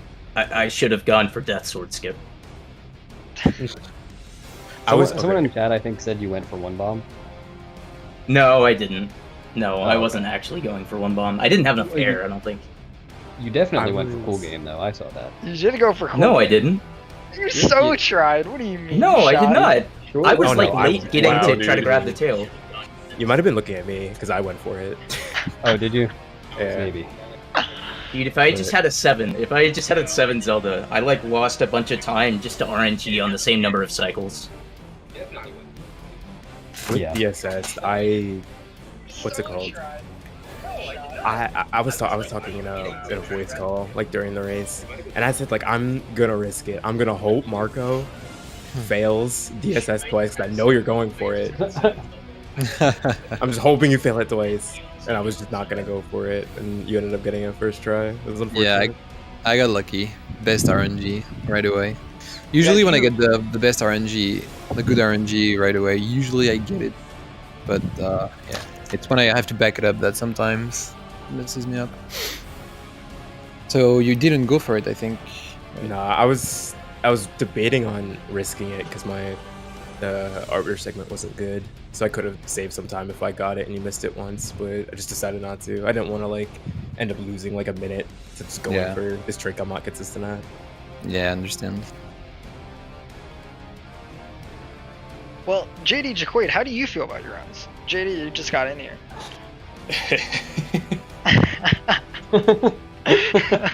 Correct. Good answer. Oh god, I lost 2 minutes to Morpheal first phase, and then like failed safety bit at the beginning, and got a horrible bow. You both failed safety bit at the beginning. I'd just like to mention that. Are you both- serious? Yeah, you Yeah. both Oh, failed. I safety was wondering why his time wasn't like all that much better than mine at Master Sword. That's crazy. Oh, Jacquaid, Jacquaid, by the way, you got one of my bows. That really sucked. I'm sorry to see that, my man. He almost beat you like twice in first phase. Yeah, I don't want to talk about it, man. Dude, it really starts getting on your arm, doesn't it, when you're mashing for so long? You're like, please stop.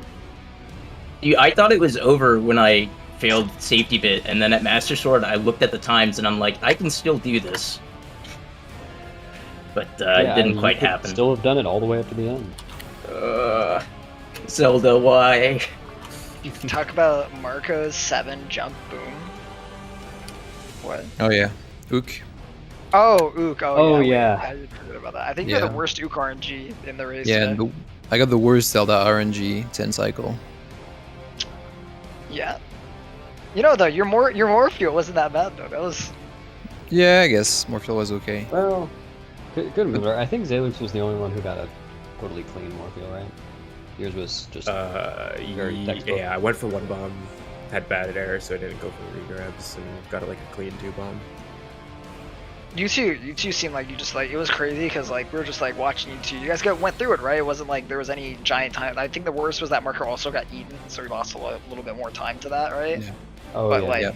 other than that, there wasn't anything crazy there. And then we get to Jacquaid and JD, and it was like back and forth. We're watching JD try and get the bomb clip back into the boss fight.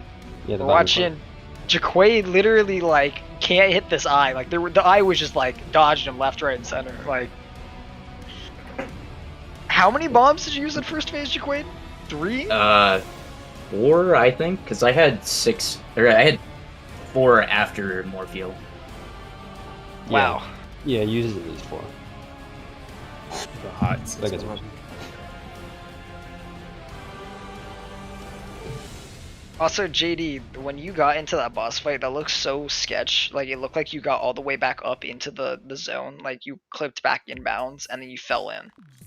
That scared me. I thought you actually failed it. The boss key skip the bomb way a second time. Oh, that's Oh yeah, I just haven't done it in a while, so I forgot that I was supposed to go lower. Oh, I was gonna ask.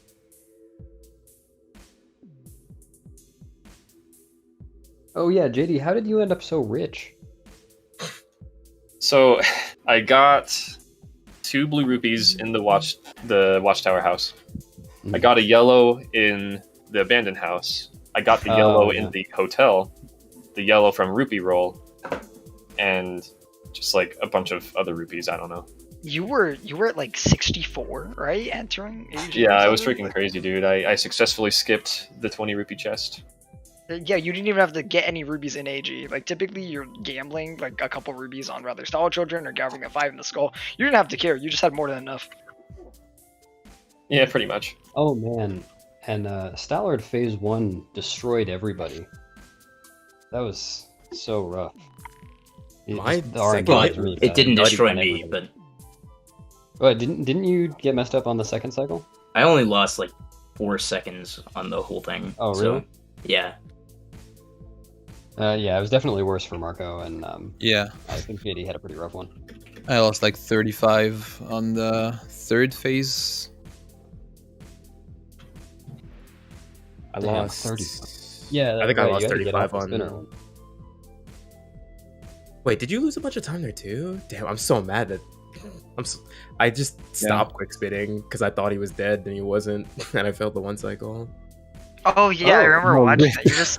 I just remember watching it, and then it wasn't even cooler. You literally just backed it up instantly, which is like, I mean, it kind of like it looked hype because it literally you just like you flew up and then you got the brake slide, and then instantly knocked him back down.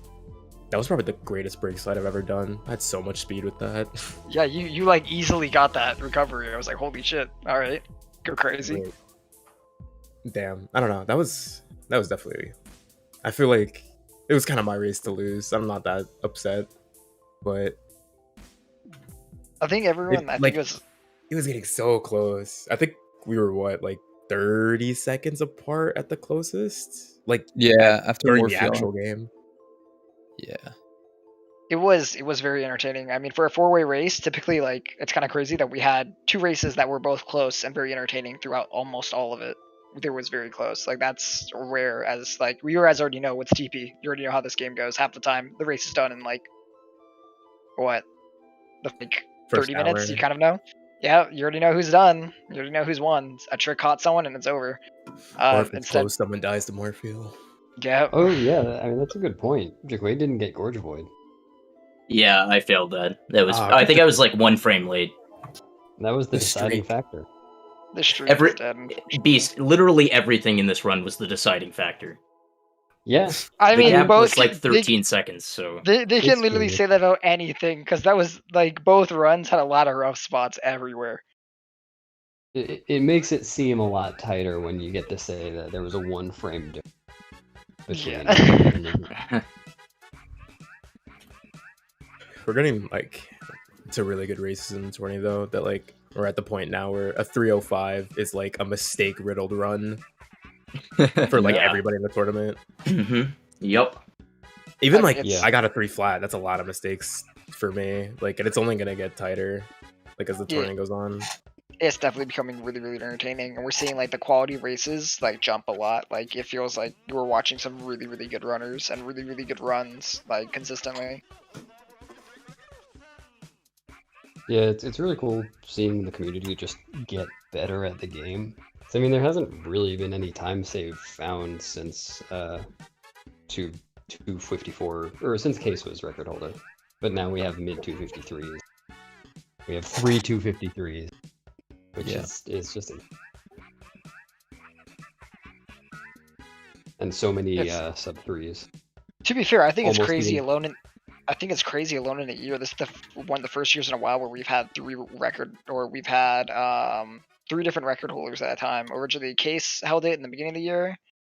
Nimzo took it. Demon took it. And I mean, and we don't know if Yeah. Marco or anyone else comes and takes it. You know, the guys next want to day. hear a really cool stat? What? What's So left in the tournament, there are 2 people with 253 PBs, 2 people with 254 PBs, 1 255 PB, and a 257.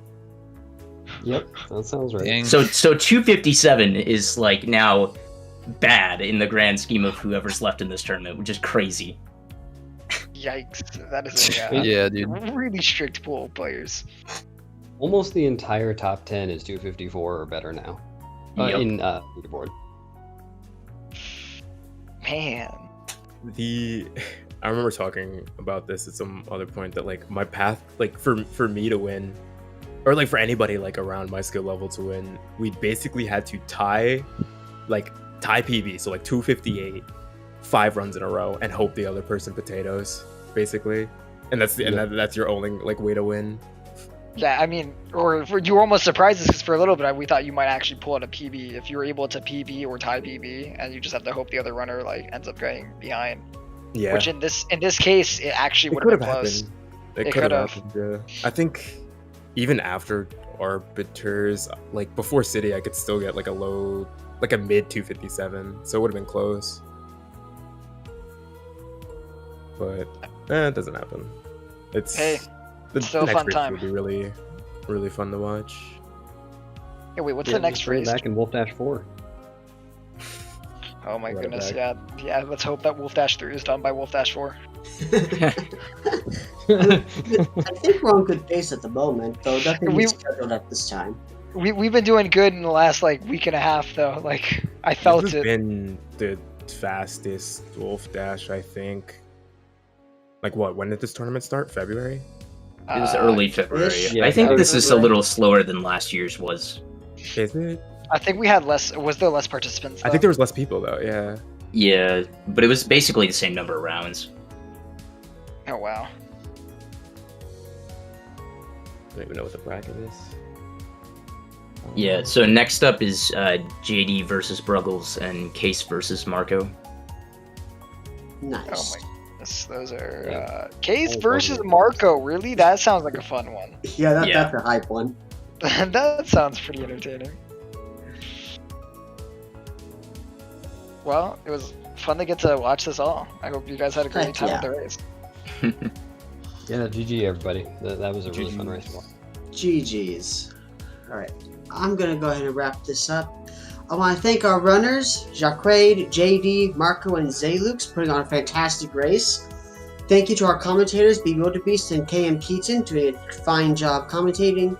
And thank you to everyone for watching. Hope you had a great time. But right now, the ZSR schedule is a bit empty, but we're going to be throwing things on there throughout the week, so just keep an eye on the schedule for that. Right now, we're going to go raid ZSR 2. They have a Link to the Past randomizer challenge cut match going on. It's a deciding match between Dapper Warman and Jossum Sauce, so that's going to be hype. We're going to go raid them right now. And with that, thank you so much for watching, everybody. Hope you had a fantastic time and have a wonderful rest of your night. Bye!